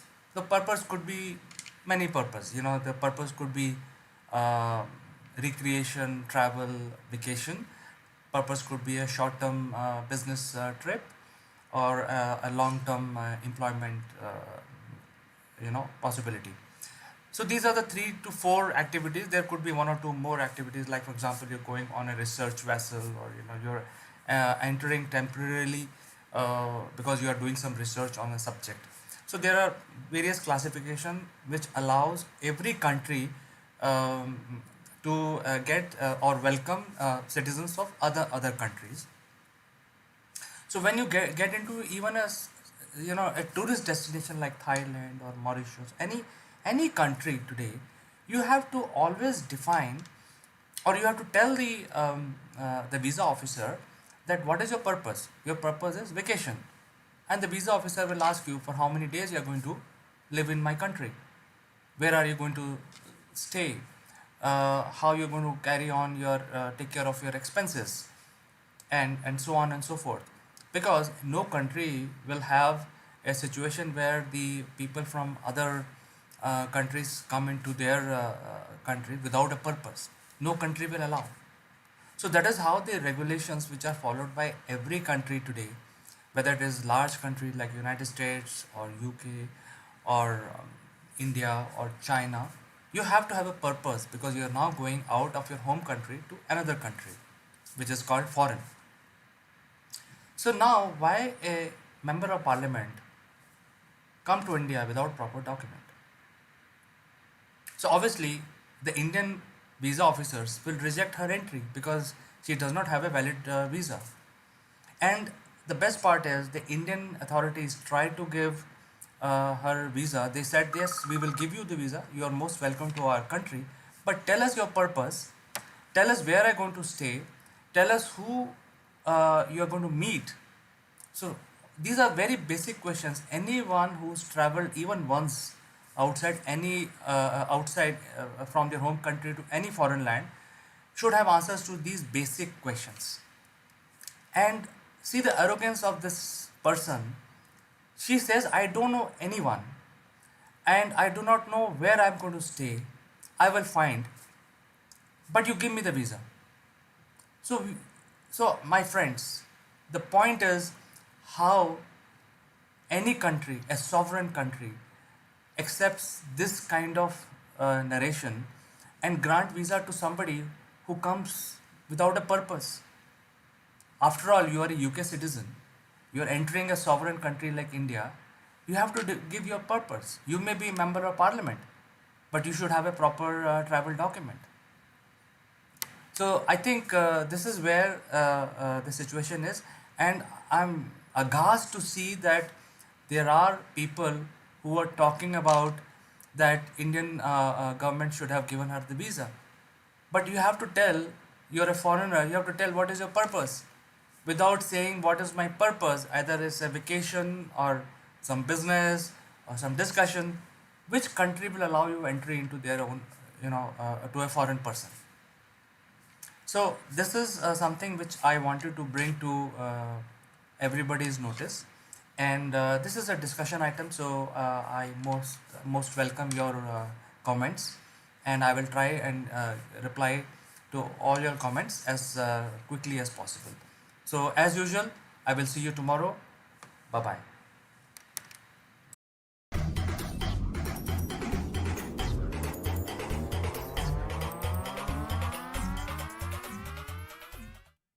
Hello, welcome to Akulmek Live, and today in this series of Delhi Sultanate, we will be discussing about one of the king, Balban. But before that, we would like to welcome our guest today. She is Meeta Joshi, and she is an eminent historian, and she is head of the department of one of the prestigious college in Hyderabad. So let's welcome her. Hi, ma'am. Welcome to the show. How are you doing today? Namaskar, Kanchan. I am fine. How are you? Well, I'm fine. And as usual, it is so interesting to talk to you about the great kings. And today we are talking about Delhi Sultanate. And the eminent emperor is Balban. So what is that important when we turn the pages of history? Where we can place Balban? See, Balban is considered to be one of the most renowned sultans of the so-called slave dynasty or Mamluk dynasty. He was an Ilbari Turk, and the time when he came to the throne after Iltutmish, because after Iltutmish, his son came to the throne, but then he was dethroned and Balban came to the throne in 1266 AD. So the time period from 1266 to 1287 AD was the time when Balban ruled Delhi Sultanate. And the most important thing about his rule is he adopted the policy of blood and iron. Before him, no one did that. After him, no one did that. It was only Balban who adopted this blood and iron policy. So what was this blood and iron policy? He understood this very, very clearly, that if he wants to strengthen his empire, then he should have a very good army. So the first thing what he did is he reorganized his army. Okay, because he understood that army was the basis of any rule. And since he was an autocratic ruler, so he understood the importance of a good army. So he paid attention to the reorganization of army, and he appointed various officers to monitor it, to appoint good soldiers in the army. He himself held the supreme command of the army in his own hands, and his Diwan-e-Aris did not enjoy the actual command, because actually Diwan-e-Aris was the person who was the commander, but he took the lead in his own hands. He motivated his soldiers, he motivated his army. Then, prior to his accession, before Balban came to throne, his predecessors, Qutbuddin Aibak and Iltutmish, they never paid salaries to their army officers in cash. Okay, land grants were given to them, which is known as Ikta system, a piece of land, and then whatever revenue comes from that land, you take out your expenses from that land. So this was a defective system earlier. What Balban did, he put them on rolls and he started giving them salaries in cash. So people were interested because they were getting cash in hand. So their household was taken care of. And then what he did,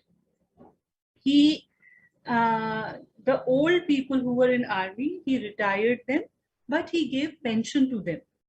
So that way they were also happy because pension was given to them. And the old men and the orphans whose suppose the soldiers, they got martyred in the battleground, to them also he gave the pension. So this one system he first restored. Second thing what he did, he first of all tried to maintain law and order in the capital, and the capital was Delhi.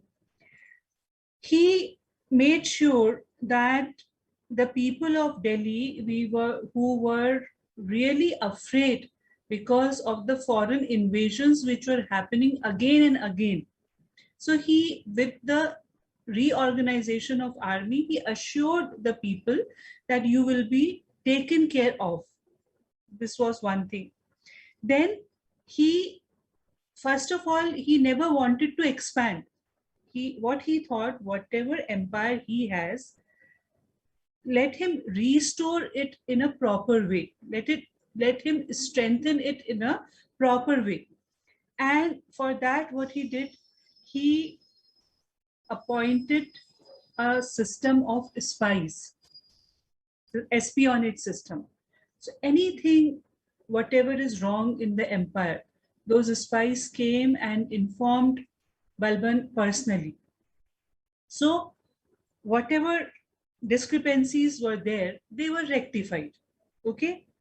And then what he did was, he destructed the group of nobles. Turkan-e-Chihalgan, Iltutmish appointed this Turkan-e-Chihalgan. They were a group of 40 nobles who interfered in the administration time and again.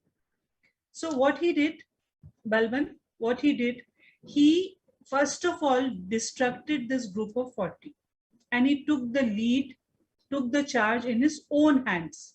Okay. Another thing, very interesting thing about Balban is, he believed in the theory of kingship. What he believed, that if you are a monarch, that means you are blessed by God. Okay, he used to say, Niyabat e Khudai. It is the blessing of the God. So the king is the representative of God on earth. So he has to behave like one. So what he did, he became very serious. He stopped talking to people.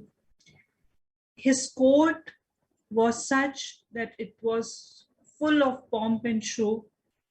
His throne was placed like above the ground with all glittery cloths on the background embedded with jewels. And he always dressed himself in a royal robe in which you cannot see any of his body parts. Even his servants, who were his attendants, they never saw Balban half dressed. Every time he was dressed in that robe with gloves and the headgear, the crown. And the discipline of his court was such that no one was allowed to even smile. Everybody has to be serious. Plus, till Balban is in court, no one can sit. Everyone has to stand. He also introduced two systems in his court, that was Sajda and Paibos. Sajda was prostration in front of the emperor. Paibos was kissing the feet of the emperor. So these are Persian customs. So he revived those customs in his court. And whenever he went out of his court, he had like escorts, very tall, well-built, dark, furious people. And whenever he went out of the court, they used to lead him shouting, Bismillah, Bismillah, and long live our king. So this theory of kingship is very, very peculiar about Balban, because if you see the entire Delhi Sultanate, starting from slave dynasty till Lodi dynasty, no sultan apart from Balban practiced theory of kingship and practiced the policy of blood and iron. So these are very peculiar things which define Balban. Well, you mentioned about how it was so important, and it was for him to be visible in a very entirely pomp and show, and it should give a feeling of that here's the king. I've also heard that his crown and his whole face, when he used to dress up, it was, I think, it looks like quite long compared to other emperors of the world. So that is also very, very peculiar for this king. What was the duration of his period, his rule? His rule was from 1266 to 1287 AD, Kanchan. Quite a long rule in which he organized his army. Then he did few conquests, like conquest of Bengal was there, and in between there was a Mongol invasion. So during his reign, Mongols appeared on the northwest frontier and they established their sway in Lahore. So Balban tried to subdue them also, the Mongols.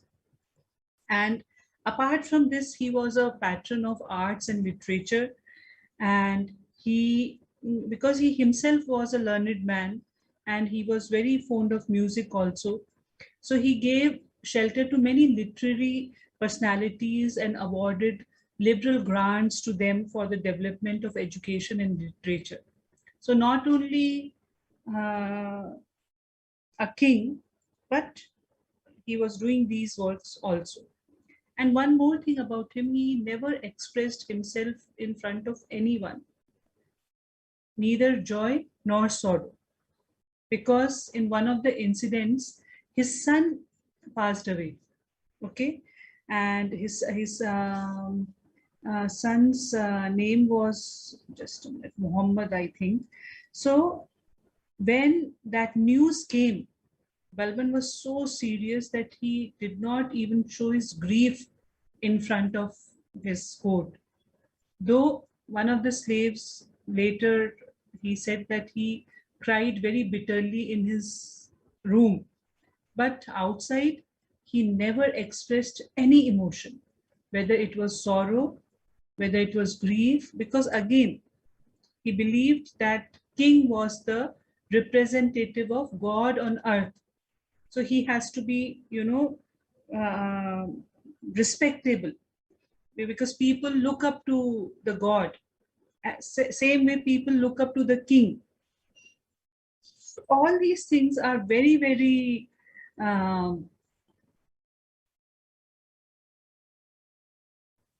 peculiar about him.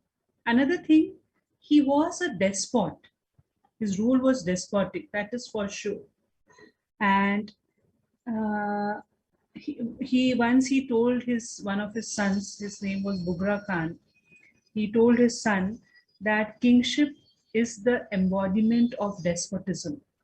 So this is a statement he gave to his son, and he said he was not answerable to anyone when he is a sultan. When he is a sultan, only person whom he is answerable is God.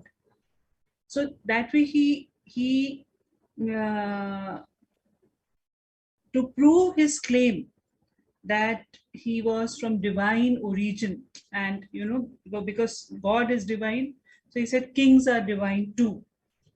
And he said that he was a descendant of Afrasiab dynasty, though he was an Ilbari Turk. And in order to maintain that, he gave up drinking, he cut off from the jovial company of his courtiers, maintained an aloofness, and stopped meeting the common people. And in his court, no common people was allowed. Like in one of the statements, he said his blood boils when he sees a commoner. So only nobles in his court. No commoner was allowed in his court, not a single one. So we're very peculiar. He had a hatred for the people who were low born, like who were not nobles, commoners. He hated them. Well, So this, when we going forward, because we also count Balban as into a slave dynasty, right? So when we go forward, I think from Qutbuddin Aibak to Balban, I think he is the first king who we can count him as somebody who established a kingship and established a rule in a proper way. What is your opinion? yes, you can say that, because the divine theory of kingship which he practiced, so he made himself, above the rest by practicing that divine theory of kingship. And that way he enhanced the splendor, power, prestige of the crown, and forced the people, the nobles and the amirs, to obey him. Earlier, at the time of Iltutmish, the 40 were very powerful. Turkan-e-Chihilgan, that group of 40 was very powerful, and they interfered in all activities of administration. But in time of Balban, no one had the courage to even speak in front of him. So that he established, yes. So what is now, when we look forward, what how we can really feel, or we can discuss the impact of his rule further, more in the years to come? See, he established a despotic rule, okay? And after him, because he was an autocratic despot, I must say, so after him, his legacy, other people could not carry forward. Like his successor, after his death, Kakubad came to the throne. And after Kakubad, Nizamuddin was there. So Kakubad was assassinated, and slowly there was a downfall of the slave dynasty. So whatever he did, people could not carry it forward, because he was really serious about his work. He was really serious about strengthening the power and prestige of the crown, which before him no one did, which after him no one did in slave dynasty.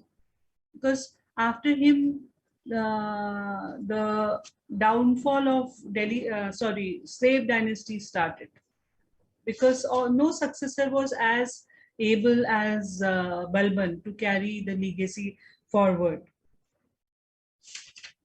And after, As a historian, how you will rate Balban, and how further people should rate him as a emperor of Delhi? see, I should say that he was a very brave soldier and an able commander. Okay, he was a competent administrator too, because he strengthened the power of kingship. Number one. Number two, he strengthened the Delhi Sultanate by reorganizing the army, by uh, establishing his monopoly over the Sultan of Delhi for about 40 years. It's not a joke to rule for 40 long years. So he did that.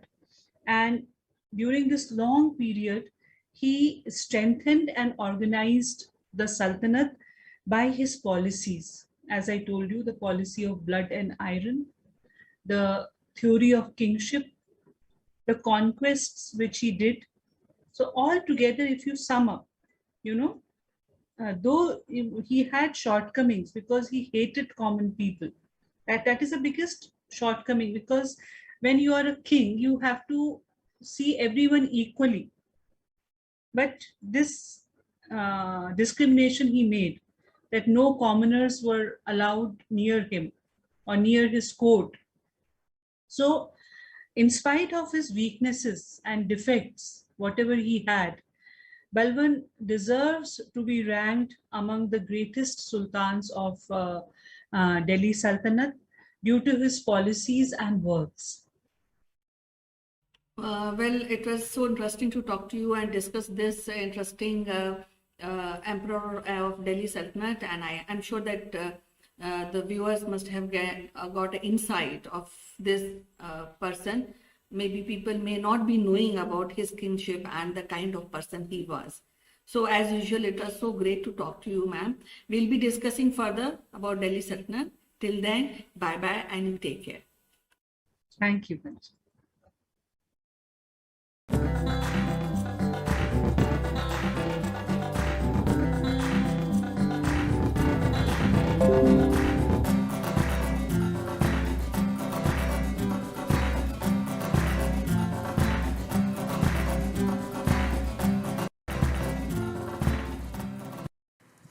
Hello friends, this is Chandrakant from Akul Mac Technologies, and as you know, in this series we are trying to enhance the literacy around the digital issues. And since so many people are now visiting the web and also putting their work on the online on the web, so it is, I think, becoming very important to have the right amount of knowledge, right amount of literacy, and also understanding how and why you should use certain functionality or why you should use certain softwares online. So I think the whole agenda of this series is to enhance the literacy around the digital arena. And in this particular episode, I will be talking about the behavioral aspect of the cyber security. So as you know, friends, that the cyber security is become such an important issue.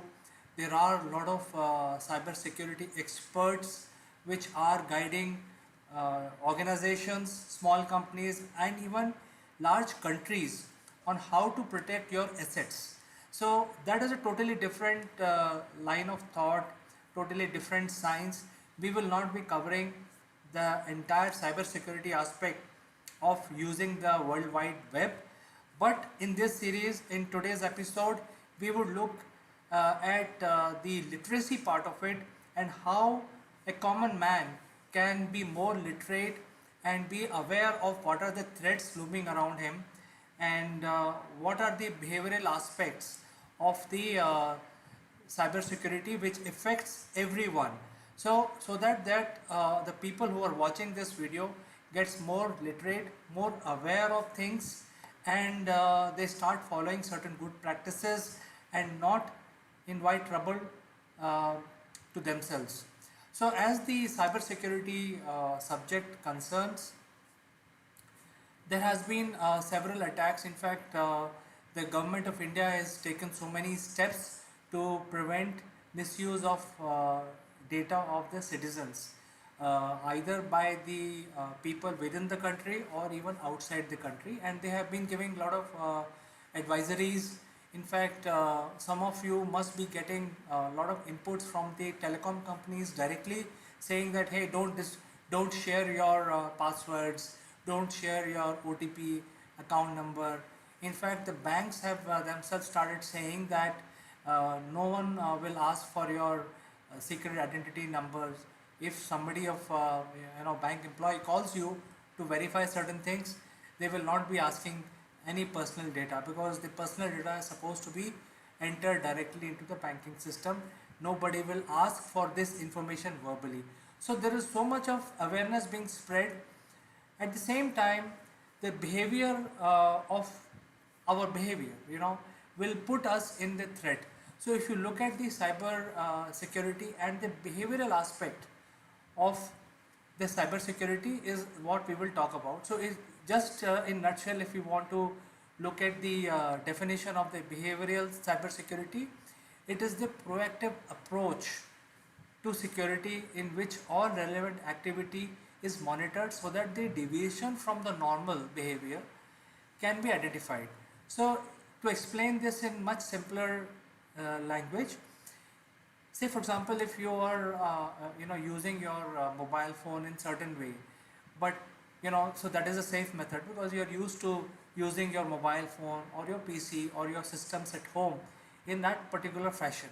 But if in case there has been a difference in the behavior of your usage, that means for example you have set number of websites which you visit on daily basis, say about 20, but you want to visit something else or you want to use your PC in some other way, that should raise an alarm, and that should be a deviation from the behavior, usual behavior of your usage of these systems.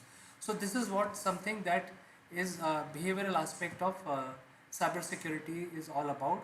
And I'll tell you why it is important to track the behavior itself, because if you can track the behavior of your system, and if there is a system in your mobile device or your PC which is tracking your behavior, then anything out of the blue, the system will be able to track and warn you.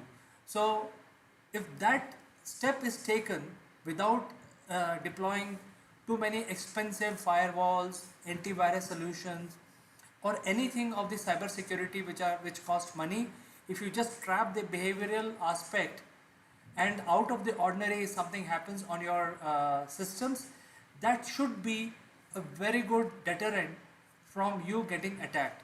So just to take this discussion forward, I would like to say that if there are network behavioral detection, say for example if you are using your network, things like your Facebook or LinkedIn, in certain way you're used to using these things, but there is an anomaly detected by the system. Now what is the anomaly? Anomaly is that you actually spend 90% of your time visiting certain websites, and but certain things which are not usually visited by you is detected by the system. That is an anomaly. So usually if you are an iPhone user or an advanced Android user, you will have experienced these alerts coming to you saying that hey, there is something happening. Did you try to log in into this website? Did you try to log in using this system? Because normally you use some other system to log in into Facebook, but now we have detected that you're using some other system to log in. So things like that. Now there could be a chance where somebody has been able to hack into your Facebook account, but that person who's trying to hack into your Facebook account does not have your login ID or does not have your machine from which you log in. So that is a behavior aspect where the system is able to detect that you usually log in using your home PC, but now you're logging in from some other city and some other PC. So that is a change in behavior. That is why all these systems like Facebook has a built-in security on the behavioral aspect where they can detect how you're using Facebook, how you're using LinkedIn. So this is just one example. So there could be numerous examples of the behavioral aspect. So anything out of the ordinary should ring a bell and should be a cause of concern, and that is why these triggers are there in the network where anything out of the ordinary should be alerted to the user. Similarly, there could be a intrusion which can happen into your privacy. There could be an intrusion happening into your mobile device or your PC from external agency where they are trying to get access to your files on your desktop or on your mobile. Some of these files may be very personal to you. Some of these files may contain certain data which is related to your finances, etc., and you don't want these things to be made available to a third party. Otherwise, there is a very heavy chance or high chance where the data which has been stolen from your PC or your mobile device can be misused against you itself. So you have to protect all of these aspects.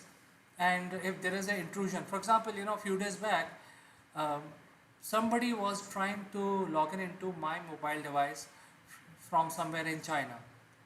And fortunately, I was able to detect this behavior because I'm in India and somebody is trying to get access to my mobile device from China using some technology. We don't know what it is, but it is against the behavior because I have never traveled to China. So I think you have to be mindful about these things, and there are systems which are giving you these alerts. So you have to make sure that you don't ignore these alerts and you take appropriate action when such an intrusion happens. That means you should not allow. So the easiest thing to do is, if there is an intrusion which is being reported by your mobile device or your social media account, immediately change the passwords. That is the easiest thing to do, and that will make you more secure. So I think while there is a behavioral pattern checking so that anything out of the blue is being checked, at the same time you can also keep changing your passwords as and when such intrusion happens to protect yourself. At the same time, if there are occurrences happening often, then there has to be analysis on the pattern itself. Who's trying to steal your identity, who's trying to log in into the system, and how people are using your data or trying to get access to your data. So these are the things that you should be really concerned about, and you should do an analysis of how this pattern is emerging, and that will give you an input on how or who is trying to get access to your information. And then at the right time you can alert the authorities.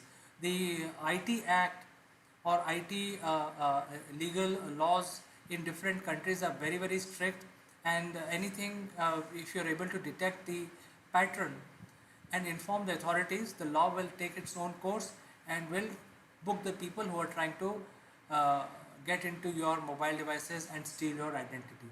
So I think number 2 is understand what are the patterns which are happening on your devices and people are trying to get access to your personal data. Now let's come to the advantage, because I think so far we have covered about what is cybersecurity, but we are not discussing too much in cybersecurity because it requires a lot of technical in-depth knowledge.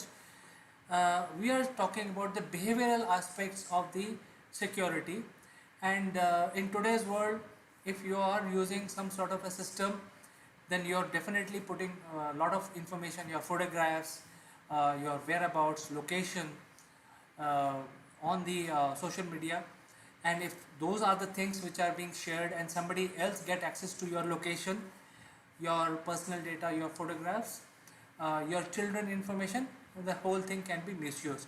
So I think the first aspect is to understand what is behavior, how you are using responsibly the social media, what you are putting into social media. Is it very private or very public? It can be shared in public, or if it is very private, you should not be sharing it. So I think that is the first behavioral change that you have to make in yourself. Second is that you have to also understand, in case there is a uh, out of the blue something is happening on your social media accounts and also on your device, you have to be very very alert and attentive to prevent that.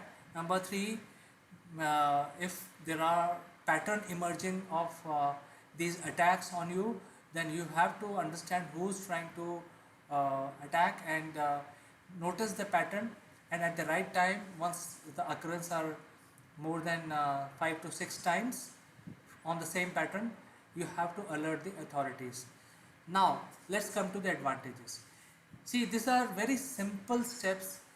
By changing the behavior of your own usage of different aspects of the digital life, you will be able to protect yourself without spending a lot of money in buying cyber security systems. I mean, if you buy the cyber security softwares, some of these things which you have to do manually can be automated, and you will be only seeing different kinds of alerts on your devices. But in case if your workload is not very heavy, you don't need to spend a lot of money in the cyber security softwares, and you don't have to I mean, if you just simply change your behavior in terms of how you use your mobile phone, how you use your social media accounts, or how you use your laptops, what information you share by post or by SMS, what sort of information you share if somebody calls you, and WhatsApp or any messenger services. So if you have some sort of control on yourself in terms of your behavior, you will be able to secure yourself. And watch out, in the end I will say that make sure that keep checking your behavior, and anything out of the blue that happens on your account, on your device, you have to see and examine that occurrence. So with this, let me end my discussion today, and friends, if you want to comment on this, please do. I will take up your comments, and we will talk about some other aspects of digital literacy in the next episode. Until then, bye bye.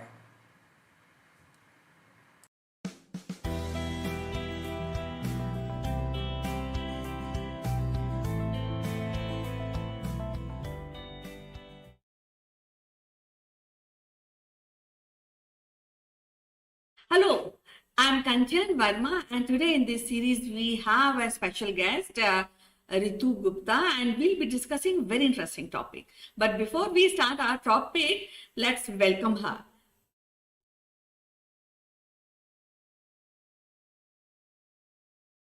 Thank you, Kanchan. I'm absolutely fine and hope you're also doing fine. Well, yesterday night, James Webb been shoot up, and we are, I think it's a leap, and it's a leap for the advancement of human race, I guess.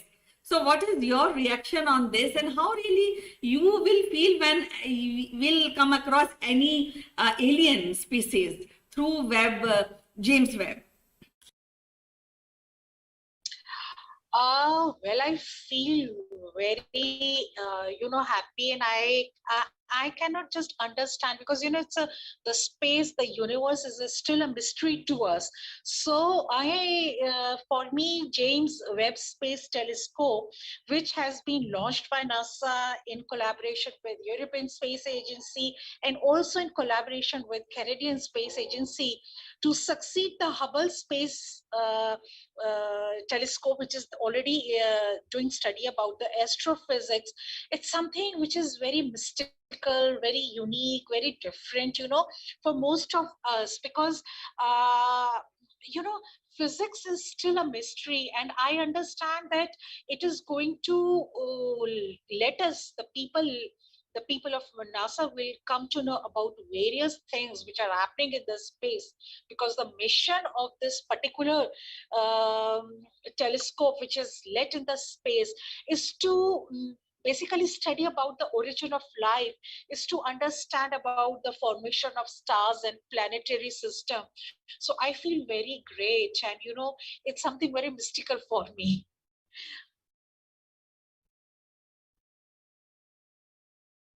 You have really mentioned that it is mystical era, and that is they have specialized in finding the signatures, life signature, if at all they are if they are exist in the universe through ultraviolet, and the screen and the telescope can see beyond the clouds, which earlier Hubble was having little problem. So my question is, in case we really come across any alien beings, what will be your first reaction?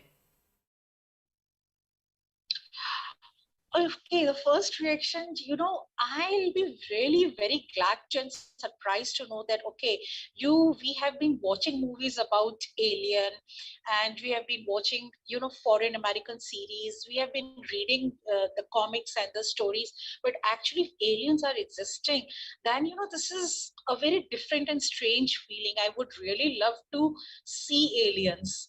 It's something, getting back to your childhood and physics, the development of the physics. So although I've studied physics till 10th grade, 10th standard, but there is some kind of mysteries which are there in the universe. For example, this particular James Webb Space Telescope, which is there in the space, the main mission of this telescope is to search for the light from the first stars, galaxies that form the universe and the Big Bang. And to know about the Big Bang itself, to know things about it in detail, and yes, to meet the aliens. I'm sure everyone would wanting to be doing that, and it's going to be really, and I'll be very happy that in my lifetime I have come across an alien. And why not? Because the world is changing. We all need to know about this particular universe where we are living. So how everything has been formed, the evolution of galaxies. So I'll be very happy if I get to see one alien. I really want to meet. I really want to see aliens. Well, I don't know what will be the scenario when we really come across the alien beings, and if they are intelligent beings, how we will, as a race, react to those alien beings. But when we are talking about James Webb, I think the NASA has been, this particular telescope has been designed to stay at least 5 years, but then the leverage is being given that it can stay for almost 10 years. Now, what I really is excited about the technology, because it took around 30 years to develop this. And now when we are looking forward, it's being launched and it will be giving the results after 6 months. So, don't you really feel that when we are talking about colonization, and there any aspect of alien will also start thinking colonizing Earth? So, is it a good idea to really shake hand with aliens, or how will you react to that?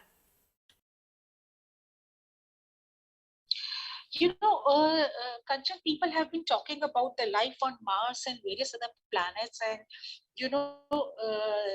people from Earth, the scientists, they have been talking about if at all there is life on Mars or any other planet, then to start some kind of colonization.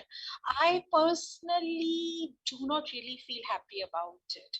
I really do not know how the human body is going to react on other planet, and how can a human body survive there? How are we going to? What are we going to eat? What about the medical conditions? What about the conditions of the atmosphere? How the body is going to react to certain things, chemicals, other things. So if you are asking personally, I do not want to leave Earth and go on another planet. But yes, to enhance my knowledge, to know new things. I really want to study and know about the new things. But yes, I do not want to be moving out of the earth to some other planet, because it's very different. We really do not know. And yes, I think this particular telescope has been delayed. I think it was supposed to, it was started, the project took off in 1996, but it has been delayed. And let's say it will not come back after 5 years, it will come back after 10 years. So let's wait and watch that what's going to happen. What are the things, and how are aliens reacting to us getting closer to them? Are aliens as intelligent as human beings, or they are something different? So that one has to really understand, and every human being on this mother earth should understand before making any decisions.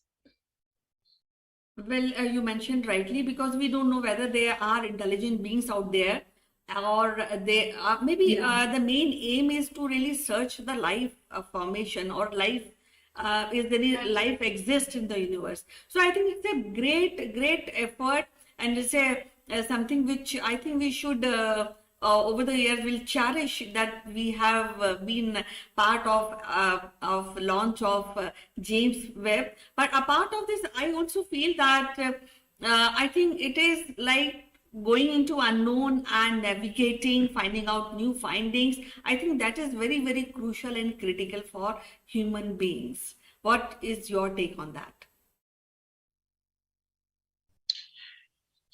I absolutely agree that it's an unknown thing and a very crucial take for any human being, whether it's you, me, or the other people who are very intelligent, who are scientists. It's a very unknown thing. But yes, we should need, I mean, there is a curiosity in everyone that what about the first light, how the human life has been formed, what about the water on any other planet. So we all want to know about it. The curiosity is always there, and this is the essence of being human being, that we all are curious. So yes, I really would want to know. I really want to know that new things should be discovered and told to us about it, and we all need to know about it. But uh, universe, I really, I think it's, again, I would say it's a mystery, and I really want to know things in detail before we human beings are told to do something. But I'm sure in my lifetime no one is going to move on any other planet. But yes, Kanchan, as I understand, because of global warming and other things, I do understand that people are trying to find life on some other planet, if we can really live there. And perhaps, who knows, over for next 100 years, or maybe after next 100 years, people from earth may move to some other planet. We really don't know. But yes, the scientists are doing something magical for us human being to live longer, the human race to exist longer. Because as I understand, as I read, that the human life is going to end very soon because of global warming. That's what I understand. Well, rightly said, but I look forward for some interesting fact which will be delivered by James Webb in coming future. And I think that is something which we would like to congratulate everybody, you and me, that this is a technical advancement which we have done. And it took many people really worked for the day, and it took 30 years to really develop these kind of sensitive telescope and to be sent in the space. So with that, I would like to end today. Any last thought you would like to share with our viewers?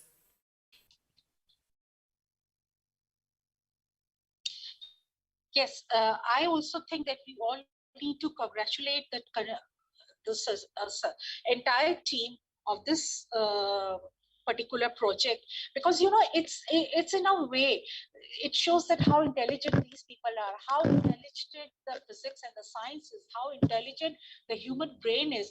We should really need to congratulate, because definitely whatever has been done, this is for the positivity, and let's all remain positive.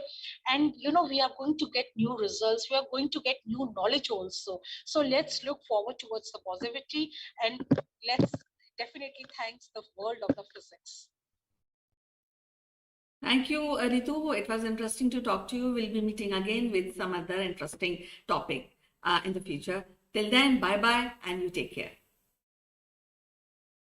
Bye bye. Take care. Thank you so much. Thank you so much. Bye bye.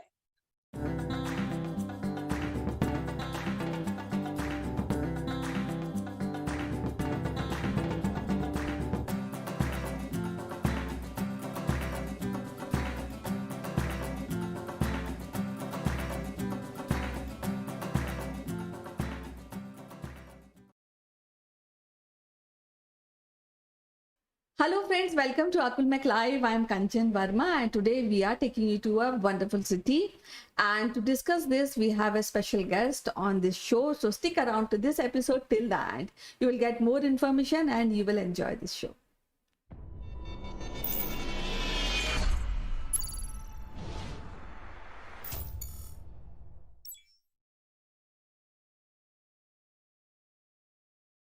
Welcome back friends, and today we have Mr. Sitesh Srivastava, who is an IT professional, is closely related to radio broadcasting, and today he will be taking to a wonderful city yet again. So without wasting any further moment, I would like to welcome him. Welcome to the show, Sitesh. How are you doing today?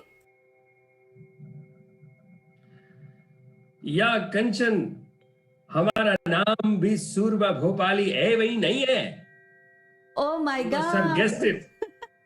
Oh my God. So we are going to Bhopal. Oh, lovely. A city of lakes, man-made and natural lakes, right? I guessed it right. Yes, Kanchan. How are you? I'm fine. So let's know more about this wonderful city, which is 16th largest city of India. Oh, great. That's great. Yeah, I have some very fond memories of Bhopal and I want to go back to the city again and again, Kanchan. This city is very interesting, Kanchan. And I sometimes even are impressed. I'm impressed to know that this is also called Begum's Bhopal because it was the princely state between 1819 and 1926. It was ruled by 4 Begums, and that was such an interesting thing during the British suzerainty in those days. Four Begums: Qudsiya Begum, Shah Jahan Begum, Kai Khusru Begum, and Sikandar Begum. And it is another interesting part about Bhopal is that in 1947, after independence, I think Mr. Nawab Hamidullah, he actually decided to remain as a separate unit, Kanchan, just like some other princely states. We also know about this happened in Kashmir. And during that time, agitations started and Indian government had to intervene. Sardar Patel's home ministry had to intervene. And only in 1949, 30th April, Bhopal state was accepted under Union Government of India. Very colorful history, though it pales in comparison to other more popular histories around the around the independence of what we know about Kashmir, Lucknow, and Hyderabad. But Bhopal state is an amazing place. Bhopal state, now it is the capital of Madhya Pradesh, the heart of India, and because of the rules of the Begums, the city has some beautiful waterworks, railway station, postal system, and the municipality which was instituted in 1907. Have you been to Bhopal, Kanchan? Somehow I missed this city because I went till Indore, but somehow I was not able to go to Bhopal. But that is again in the wish list, and time and again every week you come and tell us about the wonderful cities of the world, and in that process I always, while talking to you, think that now it is over, too much of social distancing, I must plan a visit to all these cities which we are talking about.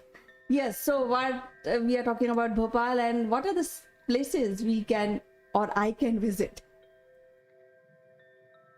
Well, Bhopal is a tourist's delight, not in terms of the popular tourist places that we know, but it is a tourist delight from the perspective of interest lakes around the city, upper lake and the lower lake, and in between there is the Bhopal city.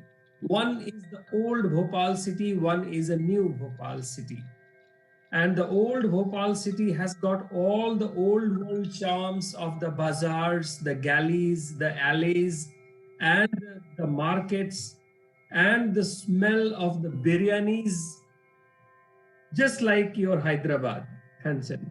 And the new city of Bhopal showcases about the modern development, some good malls, some great infrastructure, architectural wonders.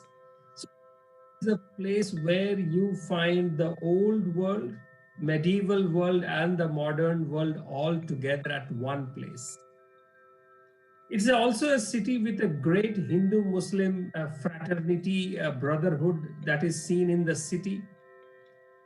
Because of Bhopal's connection with the Begums, as I said, and also the founder of the city, somebody called Dost Muhammad Khan, who was in the armies of Aurangzeb, and after the Aurangzeb's demise in 1707, he came towards the Bhopal region and took up a place over there, and then he helped the local Malwa queen and the Malwa kings, and finally he took up that area, which today we know as the Bhopal city. So and also after the independence, it was the second largest state, Muslim-led princely state after Hyderabad, Kanchan. So a lot of great traditions are there, lot of connections are there. For me, it's also sometimes a great Bollywood connection. The in-laws of our mega star Amitabh Bachchan, and also I believe a connection with the Karishma Kapoor and Sharmila Tagore also is seen in this city. So this is an amazing city, great place, great food, good festival, Diwali and Eid, and it's a great place for peaceful life. As you can see in the background, it's a scene from one of the lakes of the city of Bhopal. Well, I really tempted to go this city because you mentioned about the rich culture, and you also mentioned about great food offerings which is done at Bhopal. So, what are the places that in 1 week a person can cover once he plans to visit Bhopal? So, Kanchan, Bhopal is very, very well connected within the India's railway network, within the air network. It has, Bhopal railway station, the Habibganj railway station, that is also the headquarters of the Western Central Railway, and Raja Bhoj International Airport. So, well connected, the heart of the city. Sometimes I feel that given the threats we have from our neighbors, why don't we have our one of the capital in Bhopal? It's safer from all the places that we know, and somehow I feel it is even safer than Delhi, especially from the military perspective. Great places from the Indo-Islamic architecture like Tajul Masjid, Taj Mahal Palace. They are like Indo-Islamic and the European styles. My favorite place, Kanchan, is Bharat Bhavan, which is a cultural headquarters, you can say, for Madhya Pradesh. It has got a cultural center, it has got auditorium, amphitheater, and lots of theater and the film festivals happen at Bharat Bhavan. A very, very favorite place. Then there is one Vihar National Park is there, and one must also see some of the great temples in and around the city. And this city never fails to impress that how this city lived through the volatile periods of history during the Mughals, during the Deccan Wars, during the British Empire, and still the city feels very, very peaceful, very, very rooted in the traditions. I also remember one thing, one place called Rashtriya Manav Sangrahalaya. So it's a kind of a museum for the humans.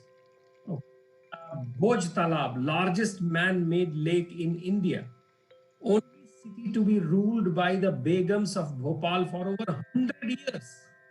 And it is the city of lakes for its natural and artificial lakes, Kanchan. So believe me, you will never get bored in Bhopal.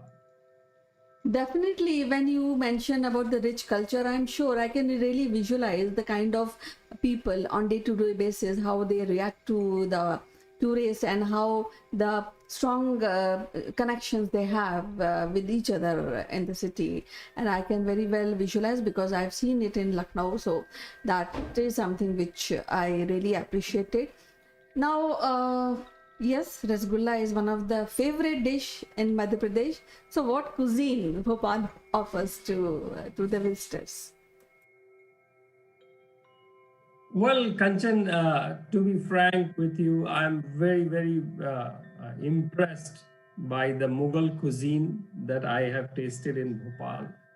Equally, I am in awe of the vegetarian food, and Bhopal offers a mix of both. And sweets, special sweets which are found in the Madhya Pradesh can be found in Bhopal. It's a great place to have, the culinary part of the, Madhya Pradesh tribals. So tribal cuisine is also available.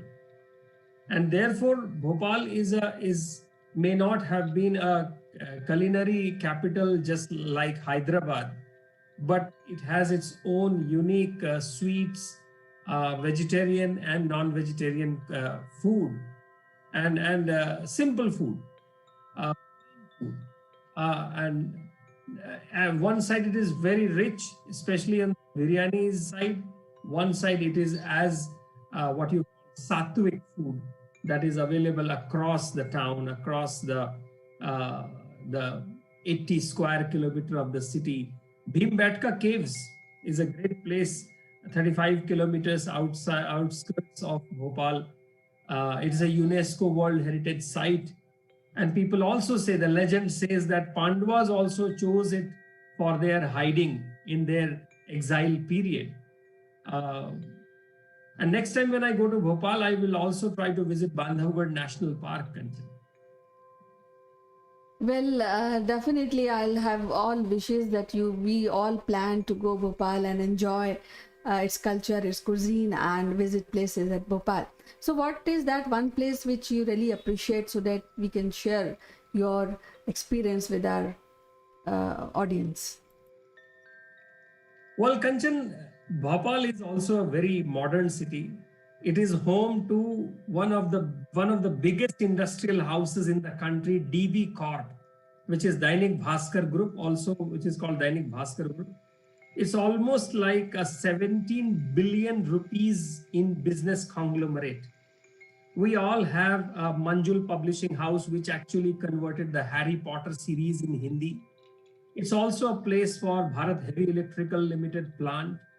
There is a Mandi Deep Industrial House, a suburb is there, which boasts something like Hindustan Electro Graphite HEG and Lupin Laboratories. And the international airport is, what I understand, is connected via the Jeddah, Saudi Arabia, which is used during the Hajj timings. There are some great institutions in the city. Indian Institute of Forest Management, the only one, I am told, the only one institute of its kind is there. Indian Institute of Science, Education and Research, All India Institute of Medical Sciences, AIMS, Bhopal is there. Indian Institute of Information Technology is there. There's a hockey team in the city called Bhopal Badshahs. They play in the World Hockey Series, Kanchan. And mall, DB City Mall, one of the biggest there, one of the biggest marketplaces, New Market. So yes, so Kanchan, for your shopping, sari shopping, jewelry shopping, New Market, and for your high-end shopping, you must visit DB Mall. Important is also to know about the people of this city, Kanchan. A great repertoire of these people: Shankar Dayal Sharma, our 9th president, Javed Akhtar, Najma Heptullah, Raghuram Rajan, 23rd RBI governor, Paul Srivastava, professor of management at the Pennsylvania State University, and many more. House to Jaya Bhaduri, home to Jaya Bhaduri. So this place never leaves you unsurprised about itself, and that is the great place Bhopal is. I would like to also think that I think Daulatabad is not very far. The historical place Daulatabad, where one of the Nawabs, before tried to move the capital, and we have a famous Hindi phrase, Dilli se Daulatabad tak. So yes, Kanchan, we must visit Bhopal.